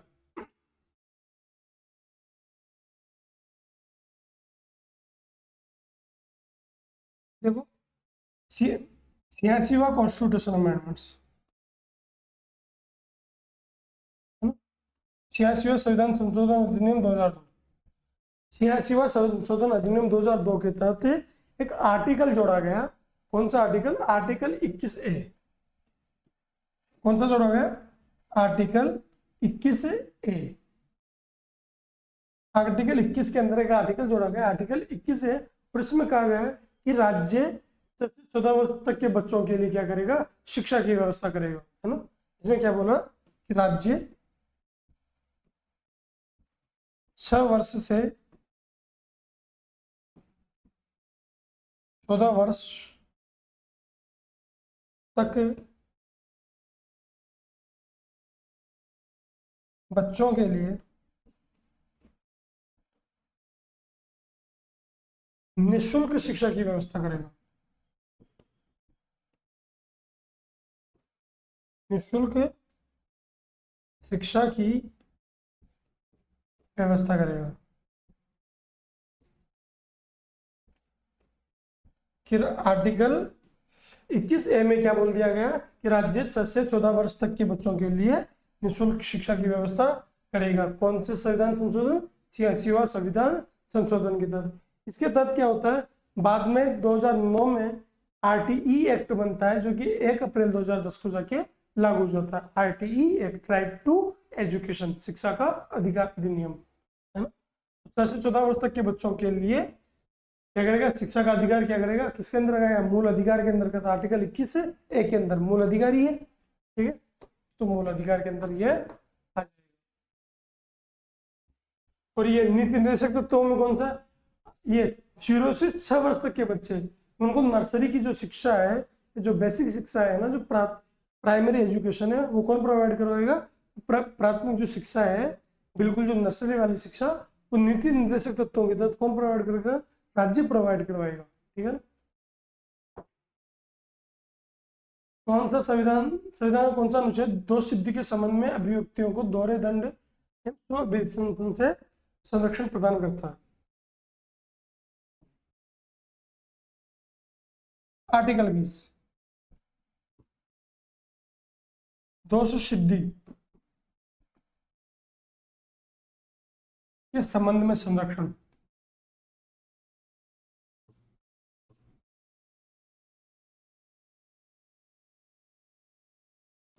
आर्टिकल 19 क्या बोलता है? आइए, आर्टिकल 20 आर्टिकल बोलता है कि दोष सिद्धि के संबंध में संरक्षण, है ना। इसके अंदर क्या दिया हुआ है कि दोष सिद्धि से संबंध में संरक्षण क्या? कि एक तो ये पुलिस क्या नहीं करेगी, जो आरोपी है यानी जो अपराधी है उससे गवाही नहीं लेगी, है ना, उसको मजबूर नहीं करेगी अपने खुद के खिलाफ गवाही देने के लिए। और दूसरी, एक सजा, एक अपराध के लिए एक सजा, क्या बोल देंगे इसको, एक अपराध बराबर एक बार सजा।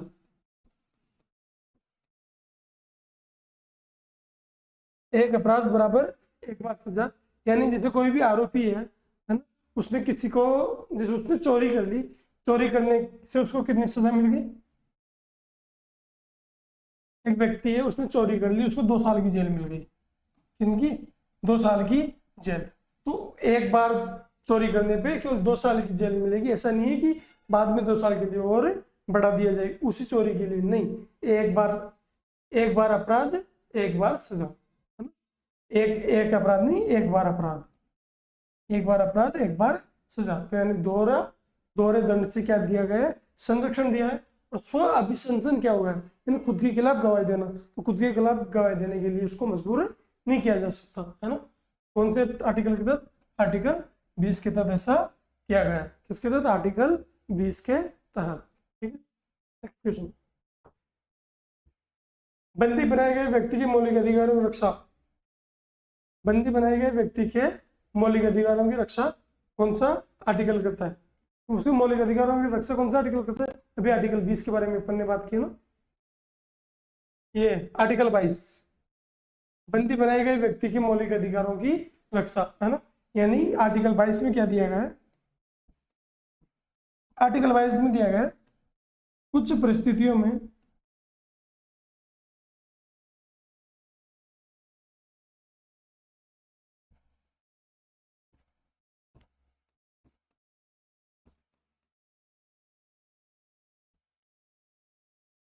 कुछ परिस्थितियों में विधि से संरक्षण मिलेगा, है ना, कुछ परिस्थितियों में विधि से संरक्षण मिलेगा।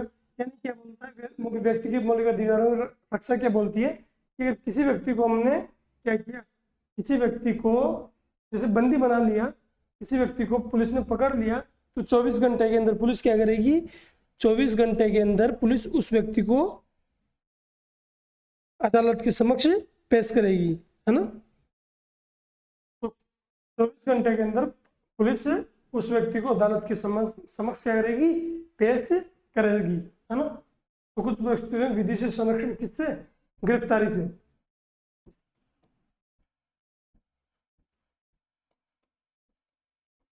गिरफ्तारी व निरोध से,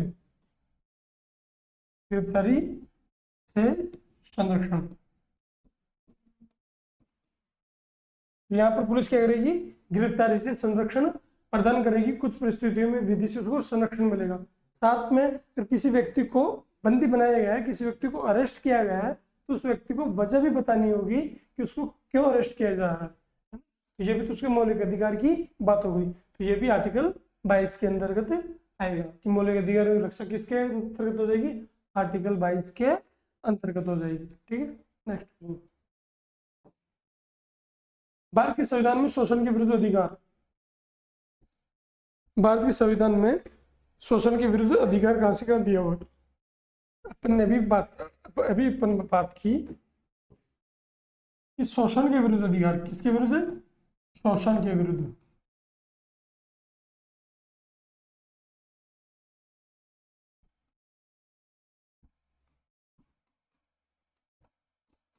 शोषण के विरुद्ध अधिकार कौन कौन से आर्टिकल के तहत है, आर्टिकल 19 से, ये आर्टिकल 23 से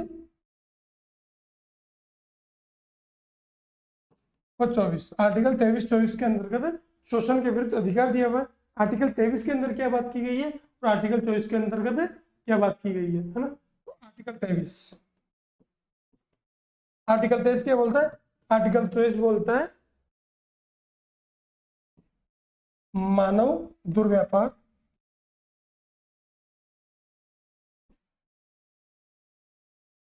मानव दुर्व्यापार व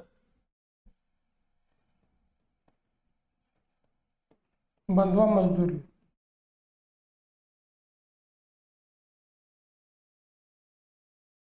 है ना, मानव दुर्व्यापार व बंधुआ मजदूरी का निषेध।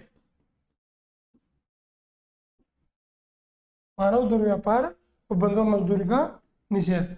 और आर्टिकल 24 क्या बोलता है? आर्टिकल 24 बोलता है कि 14 वर्ष से कम आयु के 14 वर्ष से कम आयु के बच्चों को कारखानों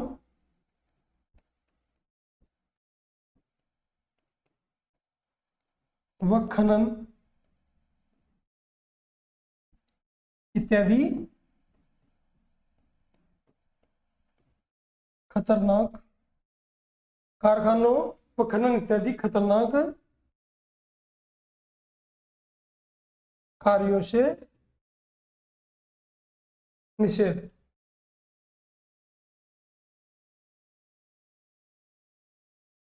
तो अपने शोषण के विरुद्ध अधिकार दिया हुआ है आर्टिकल 23 से 24 के बीच में। आर्टिकल 23 क्या बोलता है? मानव दुर्व्यवहार व बंधुआ मजदूरी का निषेध है। यानी आप मानव का व्यापार नहीं कर सकते, मानव दुर्व्यापार और बंधुआ मजदूरी का निषेध है। यानी आप मानव का व्यापार नहीं कर सकते, मानव से बंधुआ मजदूरी नहीं करवा सकते, है ना? कि किसी को ये जो पहले बंधुआ मजदूरी चलती थी ना, सादड़ी प्रथा, वो भी नहीं चलेगी। तो आर्टिकल 24 क्या बोलता है कि 14 वर्ष से कम आयु के जो भी बच्चे हैं ना, उनको जो केमिकल फैक्ट्रियां हो गई या कारखाने हो गए, जो भी उनके लिए घातक है, इन चीजों से निषेध है। इन चीजों में 14 वर्ष तक के बच्चों को काम नहीं करवाया जाएगा। तो ये शोषण के विरुद्ध अधिकार है आर्टिकल 23 व आर्टिकल 24 के बीच में, है ना। तो भारत के संविधान के शोषण के विरुद्ध अधिकार द्वारा लिखित है मानव देह का व्यापार और बंधुआ मजदूरी, आर्टिकल 23 दिया हुआ है। तो ये शोषण के विरुद्ध अधिकार है। कौन सा? आर्टिकल 23। ये भी सही है। स्पर्शता उन्मूलन आर्टिकल 17 है। क्या ये शोषण के विरुद्ध अधिकार है? नहीं, ये आर्टिकल 17 स्पर्शता उन्मूलन। अल्पसंख्यकों के हितों की सुरक्षा, अल्पसंख्यकों के हितों की सुरक्षा ये दिया हुआ है आर्टिकल 29 के अंदर। किसमें? आर्टिकल 29 के अंतर्गत, जिसमें क्या दिया हुआ है? ये सांस्कृतिक व शैक्षिक अधिकारों का जो स्वतंत्रता का अधिकार है वो दिया हुआ है। उसके अंतर्गत अल्पसंख्यकों के हितों की सुरक्षा दी हुई है। कारखानों खदानों में बच्चों के नियोजन का निषेध, आर्टिकल 24। कौन सा? आर्टिकल 24 ये दिया हुआ है कारखानों और खदानों में बच्चों का निषेध। तो आर्टिकल ये फर्स्ट हो गया और फोर्थ हो गया, ये दोनों ही शोषण के विरुद्ध अधिकार है। तो कौन कौन सा होगा? फर्स्ट और फोर्थ। ऑप्शन नंबर सी इसका सही आंसर हो जाएगा। ठीक है, नेक्स्ट क्वेश्चन। भारतीय संविधान में कौन सा अनुच्छेद बच्चों के शोषण के विरुद्ध मौलिक अधिकार प्रदान करता है? बच्चों को शोषण के विरुद्ध मौलिक अधिकार कौन सा अनुच्छेद प्रदान करता है? तो अनुच्छेद 24 ये प्रदान करता है। जबकि अनुच्छेद 23 कौन सा प्रदान करता है? ये मानव दुर्व्यवहार और बलात्श्रम को प्रतिषेध करता है ना। जबरदस्ती किसी से कार्य नहीं करवा सकते, है ना। बंधुआ मजदूरी या बलात्श्रम जो भी है। ठीक। धार्मिक स्वतंत्रता का अधिकार कौन सा? धार्मिक स्वतंत्रता का अधिकार।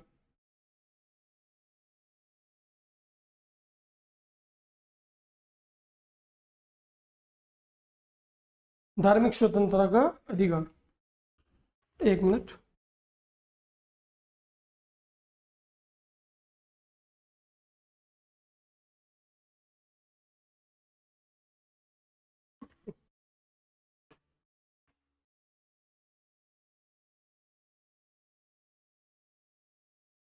क्या दिया हुआ है? धार्मिक स्वतंत्रता का अधिकार।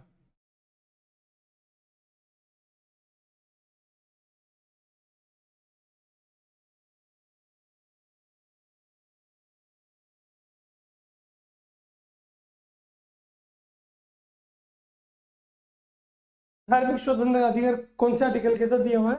ये दिया हुआ है आर्टिकल कौन सा? आर्टिकल 25 से आर्टिकल 28 के बीच में धार्मिक स्वतंत्रता के अधिकारों के बारे में बातचीत की गई है। तो आर्टिकल 25 क्या बोलते हैं? आर्टिकल 25 है ना, ये बोलता है कि लोक व्यवस्था,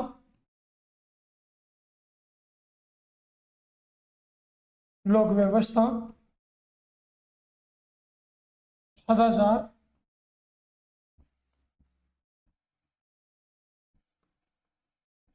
व स्वास्थ्य के उपबंधों के अधीन उपबंधों के अधीन।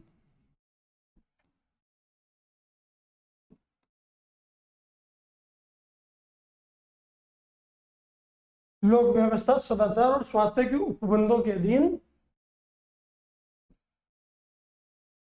व्यक्ति को उपबंधों के अधीन, है ना, धर्म का अंतःकरण,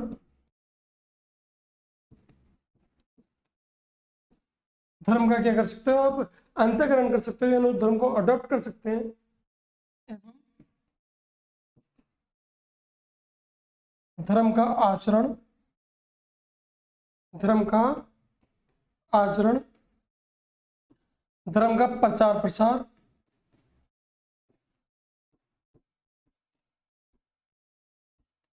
करने की स्वतंत्रता।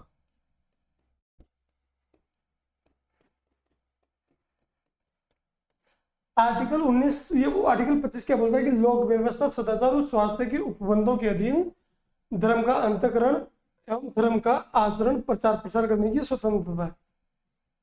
3 टर्म लिखी हुई है, एक लोक व्यवस्था, एक सदाचार और एक स्वास्थ्य। समझो इनको क्या, यानी आपको आर्टिकल 25 क्या दे रहा है, ये धर्म का अंतःकरण यानी धर्म को मानने की स्वतंत्रता है, धर्म का आचरण, धर्म के अनुसार आचरण कर सकते हो, धर्म के अनुसार आप पूजा कर सकते हो, उसकी स्वतंत्रता दी हुई है आपको, है ना, कि आप कहीं पर भी पूजा कर सकते हो, जैसे नवरात्रों के अनुसार पंडाल लगाते हैं तो पूजा करते हैं, ठीक है।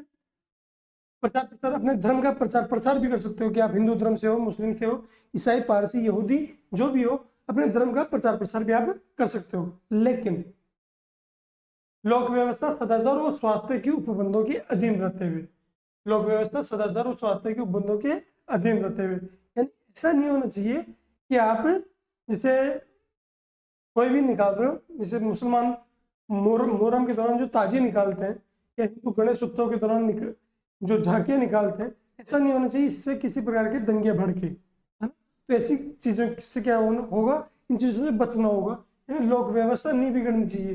अगर लोक व्यवस्था बिगड़ती है तो आपकी धर्म की जो स्वतंत्रता है ये छिन जाएगी, लोक व्यवस्था नहीं बिगड़नी चाहिए। दूसरी, सदाचार, है ना, यानी किसी के साथ दुर्व्यवहार नहीं करना, बिल्कुल सदाचार से, बिल्कुल शांतिपूर्वक ढंग से वो काम करना, धर्म की स्वतंत्रता।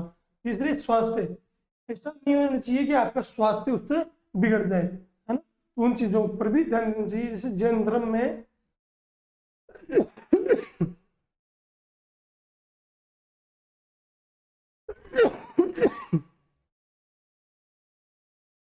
जैन धर्म में जो ये जो भी तीर्थकर होते हैं, जो ऋषि होते हैं, ये क्या करते हैं, जब अपनी देह त्यागते हैं तो ये कुछ दिनों तो खाना पीना छोड़ देते हैं, तो उनका स्वास्थ्य बिगड़ जाता है। तो ऐसा कोई भी धर्म का आचरण नहीं करना जिससे आपका स्वास्थ्य बिगड़ जाए, है ना। तो इन चीजों, 3 चीजों का ध्यान रखना है, लोक व्यवस्था, सदाचार और स्वास्थ्य। संविधान में 3 चीजों की बात की गई है, लोक व्यवस्था, सदाचार और स्वास्थ्य। इन उपबंधों के रहते हुए आप फिर धर्म को कितना ही मानो, इन तीनों का पालन होना जरूरी है ना। तो ये आर्टिकल 25 है।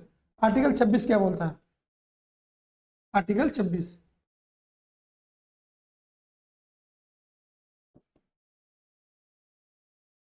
आर्टिकल 26 बोलता है धार्मिक जो भी प्रतिष्ठान है या ये जो भी आयोजित करने हैं ना, आयोजित करने आपको कोई भी धार्मिक प्रतिष्ठान या धार्मिक कार्यों का प्रबंध करना है तो इनकी स्वतंत्रता, धार्मिक कार्यों का प्रबंधन,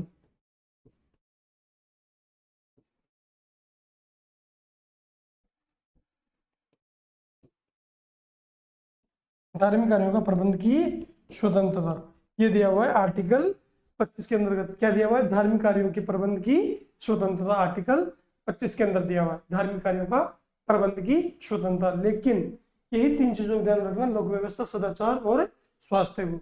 इसके अलावा जो आर्टिकल 27 है, आर्टिकल 27 बोलता है टैक्स नहीं, यानी जो लंबी लंबी लाइन याद रखने से अच्छा है कि टैक्स नहीं, यानी किसी भी व्यक्ति से कोई भी जो उसका धर्म का आचरण कर रहा है उसके प्रचार प्रसार के लिए किसी भी प्रकार राज्य क्या करेगा, किसी भी प्रकार का कोई भी शुल्क या टैक्स नहीं लेगा, है ना। तो ऐसा भी आर्टिकल 27 में कहा गया है कि जो टैक्स है वो नहीं लगेगा। आप कोई भी धर्म का प्रचार प्रसार कर रहे हो या कोई भी धार्मिक उत्सव मना रहे हो तो राज्य सरकार किसी प्रकार का आपसे टैक्स नहीं लेगी, है ना। इसके अलावा आर्टिकल 28, देखो ऐसे कुछ शिक्षण संस्थान होते हैं तो गवर्नमेंट द्वारा चलाई जाते हैं, है ना, तो उसमें धार्मिक जो धर्मनिरपेक्षता है उसका ध्यान रखना होगा। गवर्नमेंट के जो संस्थान है उसमें धर्मनिरपेक्षता का ध्यान रखना होगा।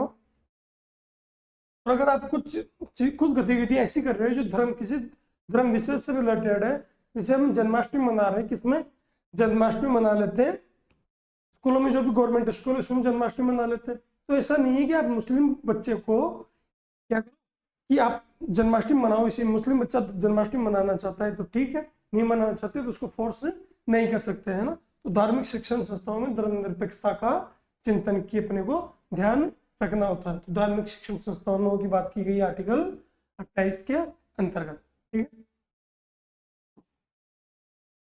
तो ये पूछा है कि धार्मिक स्वतंत्रता के प्रावधान के अंतर्गत क्या है। धार्मिक स्वतंत्रता का प्रावधान आर्टिकल 25 से 28 तक, मैंने सारी आर्टिकल बात कर ली ना। धर्म का प्रचार करने का अधिकार, आर्टिकल 25 हमें धर्म का प्रचार करने का अधिकार देता है, ठीक है। सिक्कों का जो कृपाण धारण करने का वो रखने का अधिकार है, वो सिक्कों का जो कृपाण, देखो एक चीज लिखी गई लोक व्यवस्था, सदाचार और स्वास्थ्य, इन उपबंधों के दिन, लेकिन सिक्कों को ये लोक व्यवस्था है ना, अपनी ये मानते आ रहे हैं कि सिक्के जो तलवार यानी जो कृपाण धारण करते हैं, तलवार धारण करते हैं, उससे अभी तक तो कोई भी लोक व्यवस्था भंग नहीं हुई है ना। तो क्या इनको ये स्वतंत्रता मिलनी चाहिए? हाँ, इनको स्वतंत्रता मिलनी चाहिए, क्योंकि इन्होंने वो डिसिप्लिन मेंटेन किया है कि इनके पास तलवार रहते हुए भी कभी भी ऐसा किसी भी प्रकार का क्राइम सामने नहीं आया है ना। तो सिक्कों को कृपाण रखने का अधिकार धार्मिक स्वतंत्रता का अधिकार है, लेकिन ये छीना भी जा सकता है। जैसे सिक्कों से कृपाण रखने का अधिकार, अगर कभी ये दंगे जैसी स्थिति बन जाती है ना, तो फिर वहां पे राज्य क्या कर सकता है, ऐसे उपबंध कर सकता है जो इनसे ये अधिकार छीन ले। लेकिन जो हमारे सिख भाई है उनसे अभी तक ऐसी किसी भी प्रकार की गतिविधि नहीं देखी गई है ना। राज्यों को समाज सुधारक विधि निर्माण का अधिकार, ये लोक व्यवस्था, सदाचार और स्वास्थ्य, है ना, ये समाज सुधारक गतिविधियां ही तो है ना। लोक व्यवस्था, समाज सुधारक विधि का निर्माण का अधिकार दिया हुआ है किसको? राज्यों को। तो कौन सी? लोक व्यवस्था, सदाचार और स्वास्थ्य के उपबंध, तो ये समाज सुधारक गतिविधियां हैं।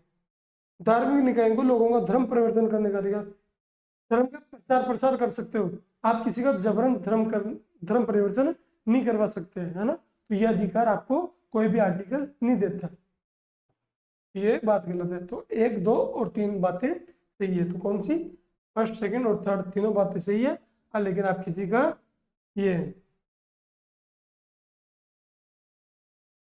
किसी का जबरन धर्म परिवर्तन नहीं करवा सकते, या आपको कोई भी आर्टिकल प्रोवाइड नहीं करवाता है ना, ऐसी कोई भी स्वतंत्रता। आर्टिकल 25 में हिंदू शब्द, आर्टिकल 25 में हिंदू शब्द दिया गया है, इसमें कौन कौन सी जातियां? देखो दोस्तों, हिंदू शब्द से तात्पर्य उन जातियों से, उन धर्मों से, है ना। आर्टिकल 25 में जो हिंदू दिया हुआ है उसमें एक तो हिंदू जो सनातन धर्म है वो खुद तो आएगा ही, साथ में कौन सी आएगी? जो हिंदू से रिलेटेड जाते हैं, जो मतलब जो धर्म, जो संप्रदाय हिंदुओं से निकले हैं। कौन से? जिससे अपन को पता है कि सिख धर्म 1500 ईस्वी में निकला, है ना। 300 ईसा पूर्व कौन सा निकला? बौद्ध निकला और जैन धर्म निकला। तो आर्टिकल 25 में जो हिंदू शब्द है इसमें चार धर्म है, हिंदू, सिख धर्म, बौद्ध धर्म व जैन धर्म। तो कौन सा धर्म नहीं है?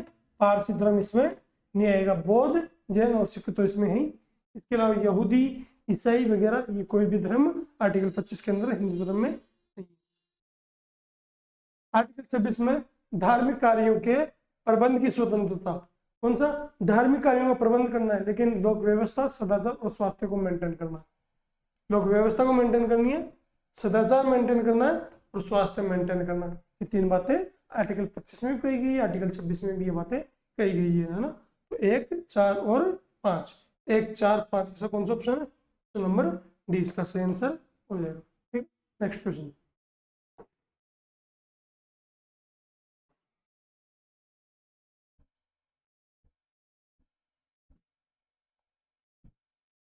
आर्टिकल 23 मानव के दुर्व्यवहार और बलात्कार का प्रतिषेध। आर्टिकल 23 में मानव के दुर्व्यवहार और बलात्कार का प्रतिषेध किया हुआ है, ये अपने को भी पता है, अभी अपन ने पढ़ लिया, ये बात बिल्कुल सही है। आर्टिकल 24 कारखानों आदि में बालकों का नियोजन पढ़ा हुआ है।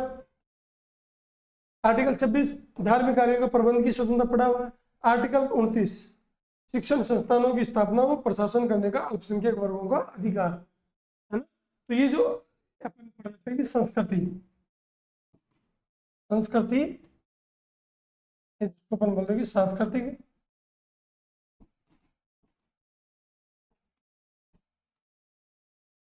व शैक्षिक अधिकार।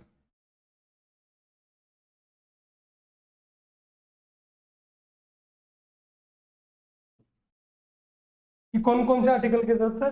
सांस्कृतिक और शैक्षिक अधिकार कौन से आर्टिकल के तहत है? यह है आर्टिकल 29 से 30 के तहत। कौन से आर्टिकल के तहत? आर्टिकल 29 से 30 के अंतर्गत ये स्वतंत्रता दी हुई है। आर्टिकल 29 क्या बोलता है? आर्टिकल 29 बोलता है ना, अल्पसंख्यकों की बात बोलता है कि अल्पसंख्यकों के हितों का संरक्षण।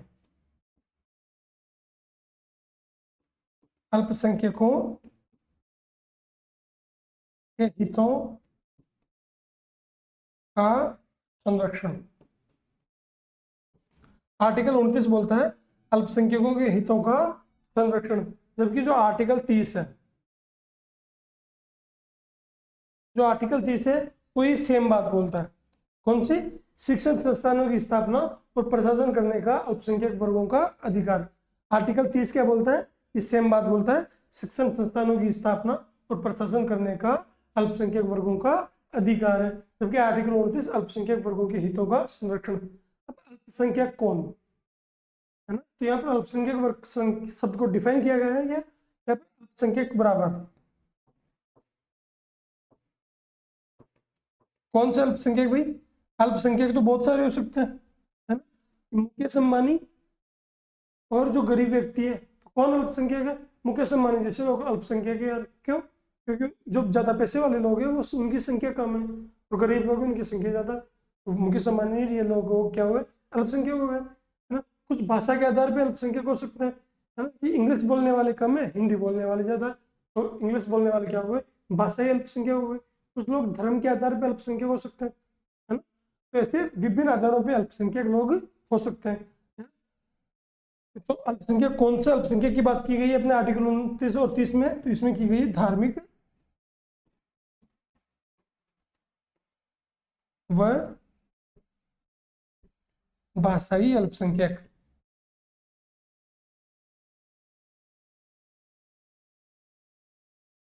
धार्मिक व भाषाई अल्पसंख्यक।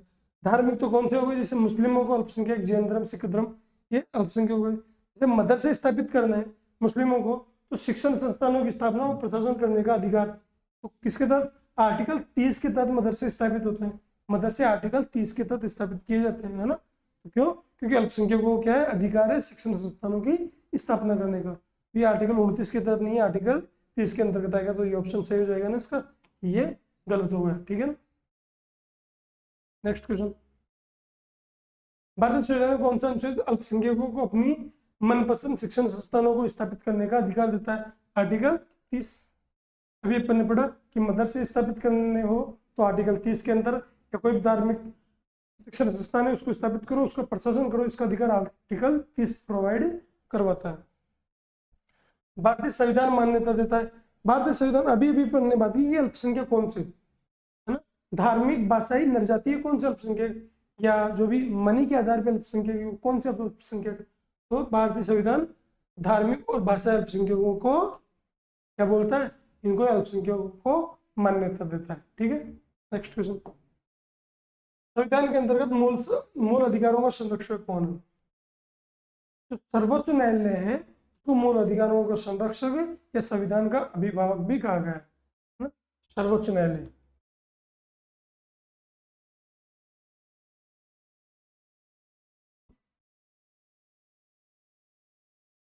सर्वोच्च न्यायालय क्या है? यह है मौलिक मूल अधिकारों का संरक्षण। मूल अधिकारों का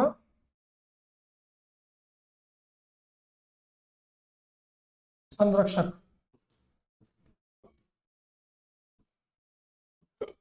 मूल अधिकारों का संरक्षक बोल दो या क्या बोल दो, संविधान का अभिभावक।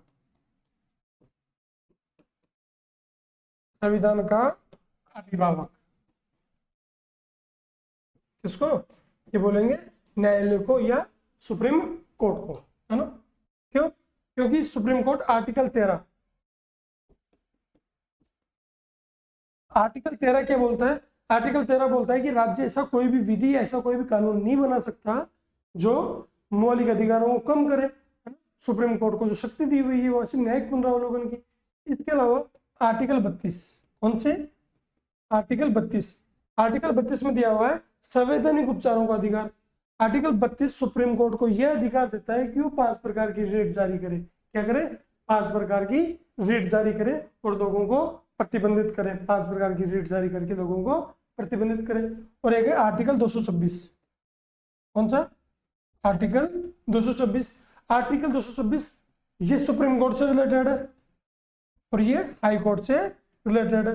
ये देता है कि राज्य के अंदर कोई भी जो राज्य है, कोई भी प्रांत है, उसके अंदर का जो राज्य है, ये हाई कोर्ट है, उच्च न्यायालय, इसको भी ये प्रदान करता है कि अगर उस राज्य में कोई संविधान का उल्लंघन हो रहा है तो उनकी देखभाल कौन करेगा, उनका संरक्षक कौन है, ये हाई कोर्ट उनका संरक्षक है। ठीक है, तो सर्वोच्च न्यायालय को क्या बनाया गया है, अभिभावक बनाया गया है। भारतीय संविधान के किस अनुच्छेद के अंतर्गत भारत का उच्चतम न्यायालय मूल अधिकारों में परिवर्तन के लिए विभिन्न रेट जारी करने का अधिकार रखता है। देखो दोस्तों, अभी अपन ने बात की कि जो संविधान का आर्टिकल 32 है, आर्टिकल 32 है ना, ये क्या है, ये है संवैधानिक उपचारों का अधिकार। कौन सा, संवैधानिक उपचारों का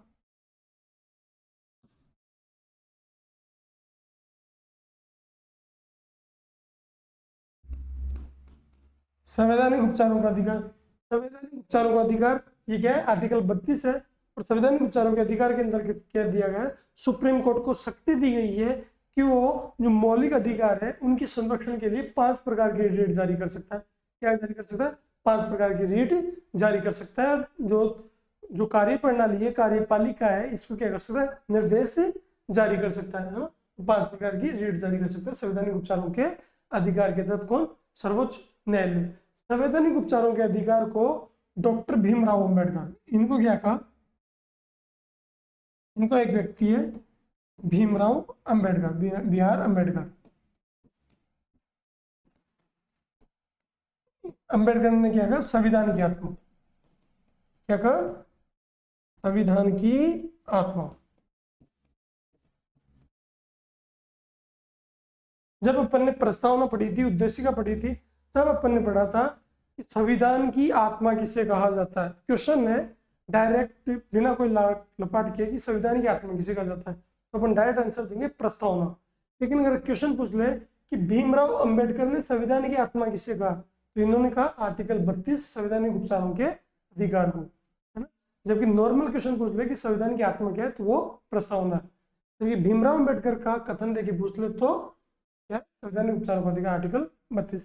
इसके तहत सुप्रीम कोर्ट क्या है, सुप्रीम कोर्ट 5 प्रकार की रेट, 5 प्रकार की रेट, 5 प्रकार की रेट।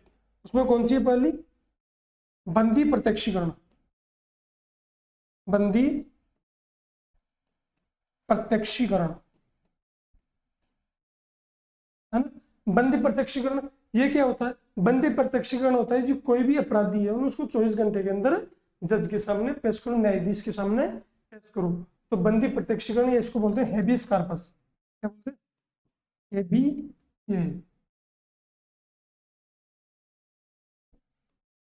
हेबियस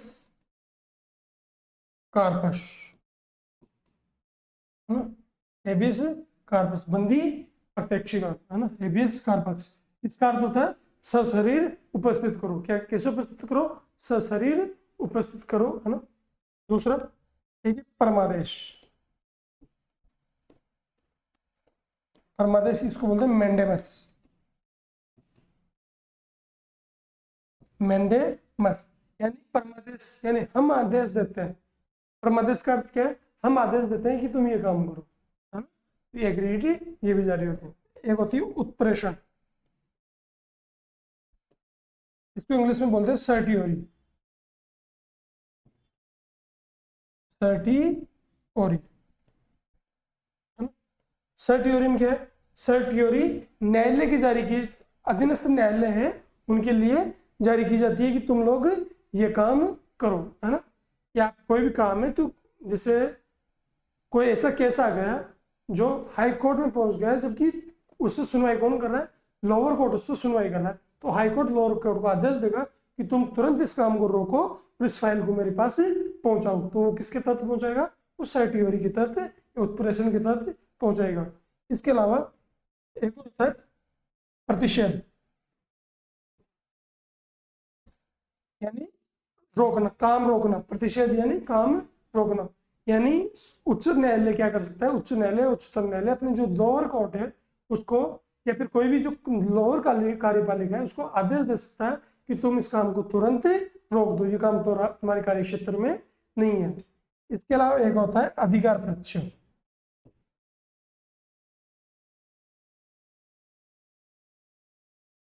अधिकार प्रत्यय इसको बोलते हैं क्वेश्चन वारंटो। अधिकार प्रत्यय सुप्रीम कोर्ट क्या करे, कल में जाके मुख्यमंत्री की कुर्सी पे बैठ जाओ तो सुप्रीम कोर्ट मेरे से पूछ सकता है ना कि किस अधिकार से तुम इस कुर्सी के ऊपर बैठे हुए, किस अधिकार से तुम इस कुर्सी के ऊपर बैठे हुए, तुम तो न एमएलए हो न पार्टी ने तेरे को चुना है ना। तो क्वेश्चन पूछा जा सकता है कि अधिकार प्रत्यय, है ना, कि किस अधिकार से तुम ये काम कर रहे हो। कोई अधिकारी है ना, उसको भी पूछा जा सकता है कि तुम किस अधिकार से ये काम कर रहे हो, है ना। कोई शक्ति अगर मेरे पास है ही नहीं और वो काम में करने लग जाऊं तो उसके बारे में कोर्ट मेरे से पूछ सकता है। तो ये ऐसी 5 प्रकार की रीट जारी करता है सुप्रीम कोर्ट, 5 प्रकार की रीट जारी करता है, ठीक है ना। तो ये किसके तहत, आर्टिकल 32 के तहत, ठीक है। इसका आंसर, किस एक प्रलेख को किसी व्यक्ति की स्वतंत्रता का महानतम संरक्षक माना जाता है। किसी भी व्यक्ति की स्वतंत्रता का महानतम संरक्षक, अभी अपन ने बात की कि व्यक्ति की स्वतंत्रता किसमें निहित है, बंदी प्रत्यक्षीकरण या बंदी प्रत्यक्षीकरण या एबीएस कार्पस में। व्यक्ति की स्वतंत्रता तो इसमें ही है ना, है ना। कि जज बोलता है कि व्यक्ति को तुरंत उपस्थित करो, ठीक है। जब सर्वोच्च न्यायालय किसी व्यक्ति या संस्था को उसके दायित्व के निर्वहन हेतु लेख जारी करता है तो उसे क्या बोलते हैं। सर्वोच्च न्यायालय किसी संस्था को उसके दायित्व के निर्वहन हेतु लेख जारी करे कि तुम ये काम करो, है ना। किसी व्यक्ति को या किसी संस्था को उसके निर्वहन हेतु का लेख जारी करता है उसे क्या बोलते हैं, तो क्या बोलते हैं उसे बोलते हैं परम आदेश। क्या बोलते हैं, परम आदेश, कि तुम ये काम करो, हम आदेश देते हैं। परमादेश मतलब हम आदेश देते हैं, तो लेख जारी करा है, ठीक है ना। नेक्स्ट क्वेश्चन, मौलिक कर्तव्य। देखो मौलिक कर्तव्य संविधान में शुरू में नहीं थे, संविधान में 42वें संविधान संशोधन, कौन सा, 42वें कॉन्स्टिट्यूशन अमेंडमेंट 1976, 42वां कॉन्स्टिट्यूशन अमेंडमेंट 1976 के तहत संविधान में मौलिक कर्तव्य जोड़े गए हैं। कौन सा, ये हो जाएगा ऑप्शन नंबर 3। ऑप्शन नंबर 3 से तो पहला क्वेश्चन ही सोल्व हो गया डायरेक्ट, है ना। मौलिक कर्तव्य 42वां संविधान संशोधन, संसद मौलिक अधिकारों में संशोधन कर सकती है, संसद मौलिक अधिकारों में संशोधन कर सकती है, ऐसा कौन बोलता है, ऐसा बोलता है मिनर्वा मिल्स वाद 1980। मिनर्वा मिल्स केस 1980 क्या बोलता है कि संसद मौलिक अधिकारों में संशोधन कर सकती है, लेकिन संशोधन ऐसा नहीं होना चाहिए जो संविधान के मूल ढांचे को बिगाड़ दे। संविधान का जो मूल ढांचा है, इसकी अवधारणा किसने पेश की, ये पेश की केशवानंद भारती वाद ने। किसने, केशवानंद भारती वाद 1973 ने ये पेश की थी। तो संविधान का जो मूल ढांचे का सिद्धांत है वो किसने पेश किया, केशवानंद भारती वाद ने। जबकि संशोधन वाला मामला ये मिनर्वा मिल्स से संबंधित है। इंसानों के अनैतिक व्यापार का दुर्व्यवहार, आर्टिकल 23 क्या बोलता है कि जो मानव दुर्व्यापार, जो बलात्कार है वो निषेध है। बलात्सरम व मानव दुर्व्यवहार निषेध है, ये आर्टिकल 23 बोलता है। जिसका आंसर क्या हो जाएगा, ऑप्शन नंबर 2 इसका सही आंसर हो जाएगा। ठीक है, इसका ये ऑप्शन हो जाएगा। नेक्स्ट क्वेश्चन, भारत में संपत्ति के अधिकार की स्थिति है ना। तो आर्टिकल 31 के तहत संपत्ति का अधिकार था।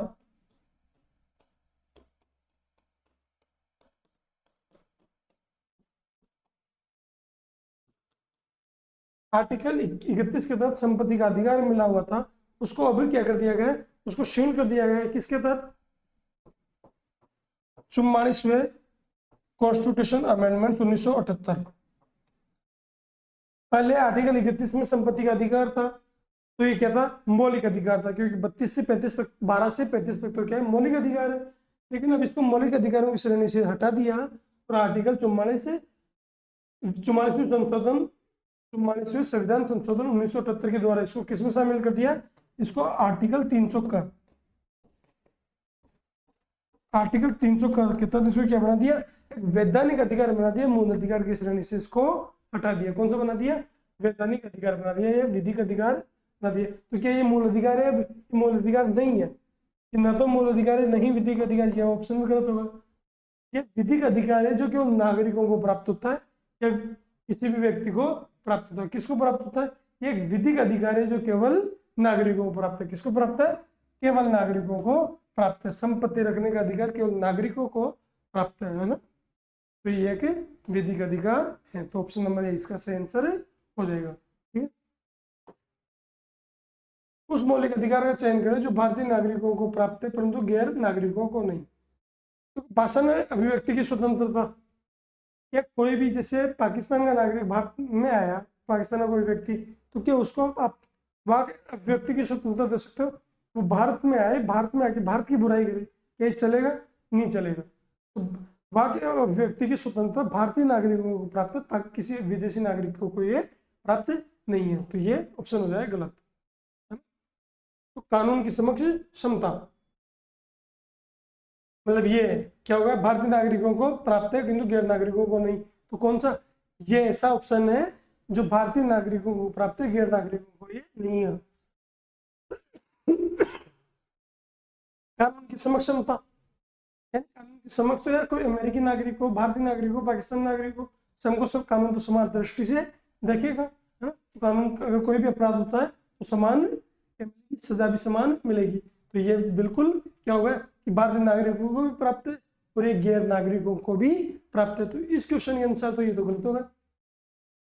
अल्पसंख्यकों के अधिकार, अल्पसंख्यक भारत में कोई SC/ST की कैटेगरी का है, SC या ST या फिर जो जनजातियां हो गई, साथ में अल्पसंख्यक वर्ग हो गए मुस्लिमों के लिए। तो भारत के मुस्लिमों को ही तो क्या मिलेगा कुछ प्रावधान, पाकिस्तान के मुस्लिम आ जाएंगे भारत में, तो क्या उनको कुछ ये फायदा मिल पाएगा, कोई भी जो स्कीम है नहीं मिल पाएगा। तो ये अल्पसंख्यकों का जो प्रावधान है ना, भारतीय नागरिकों पे ही अलाउ होगा। तो ये ऑप्शन भी इसके अनुसार सही हो जाएगा। जीवन में स्वतंत्रता का अधिकार, तो यार जीवन का अधिकार, स्वतंत्रता का अधिकार ये सभी नागरिकों को है, चाहे वो भारत का हो चाहे विदेशी हो। तो ये भी इसका गलत ऑप्शन होगा। तो ऑप्शन 1 और ऑप्शन 3 क्या बोलते हैं, ये दोनों बोलते हैं कि भाषा और अभिव्यक्ति की स्वतंत्रता और अल्पसंख्यकों के अधिकार ये केवल भारतीय नागरिकों को प्राप्त है, ये विदेशी नागरिकों को प्राप्त नहीं है। तो ऑप्शन 1 और ऑप्शन 3 इसका सही आंसर हो जाएगा, ऑप्शन 3। ठीक है, तो ये अपने मौलिक अधिकारों से रिलेटेड जितने इंपॉर्टेंट क्वेश्चन हो सकते थे वो अपन ने सारे डिस्कस कर लिए। ये सारे क्वेश्चन किसी न किसी एग्जाम में आए हुए हैं, है ना। तो ये हो गए अपनी फंडामेंटल राइट या मौलिक अधिकारों से रिलेटेड क्वेश्चन। ऐसी सीरीज के अंदर अपन आगे बढ़ते रहेंगे और जो अगला टॉपिक है अपना वो अपन नीति निर्देशक तत्वों के बारे में बात करेंगे। ठीक है, तो आज के लिए अपना सेशन यहीं पे समाप्त करते हैं। ठीक है, नमस्कार।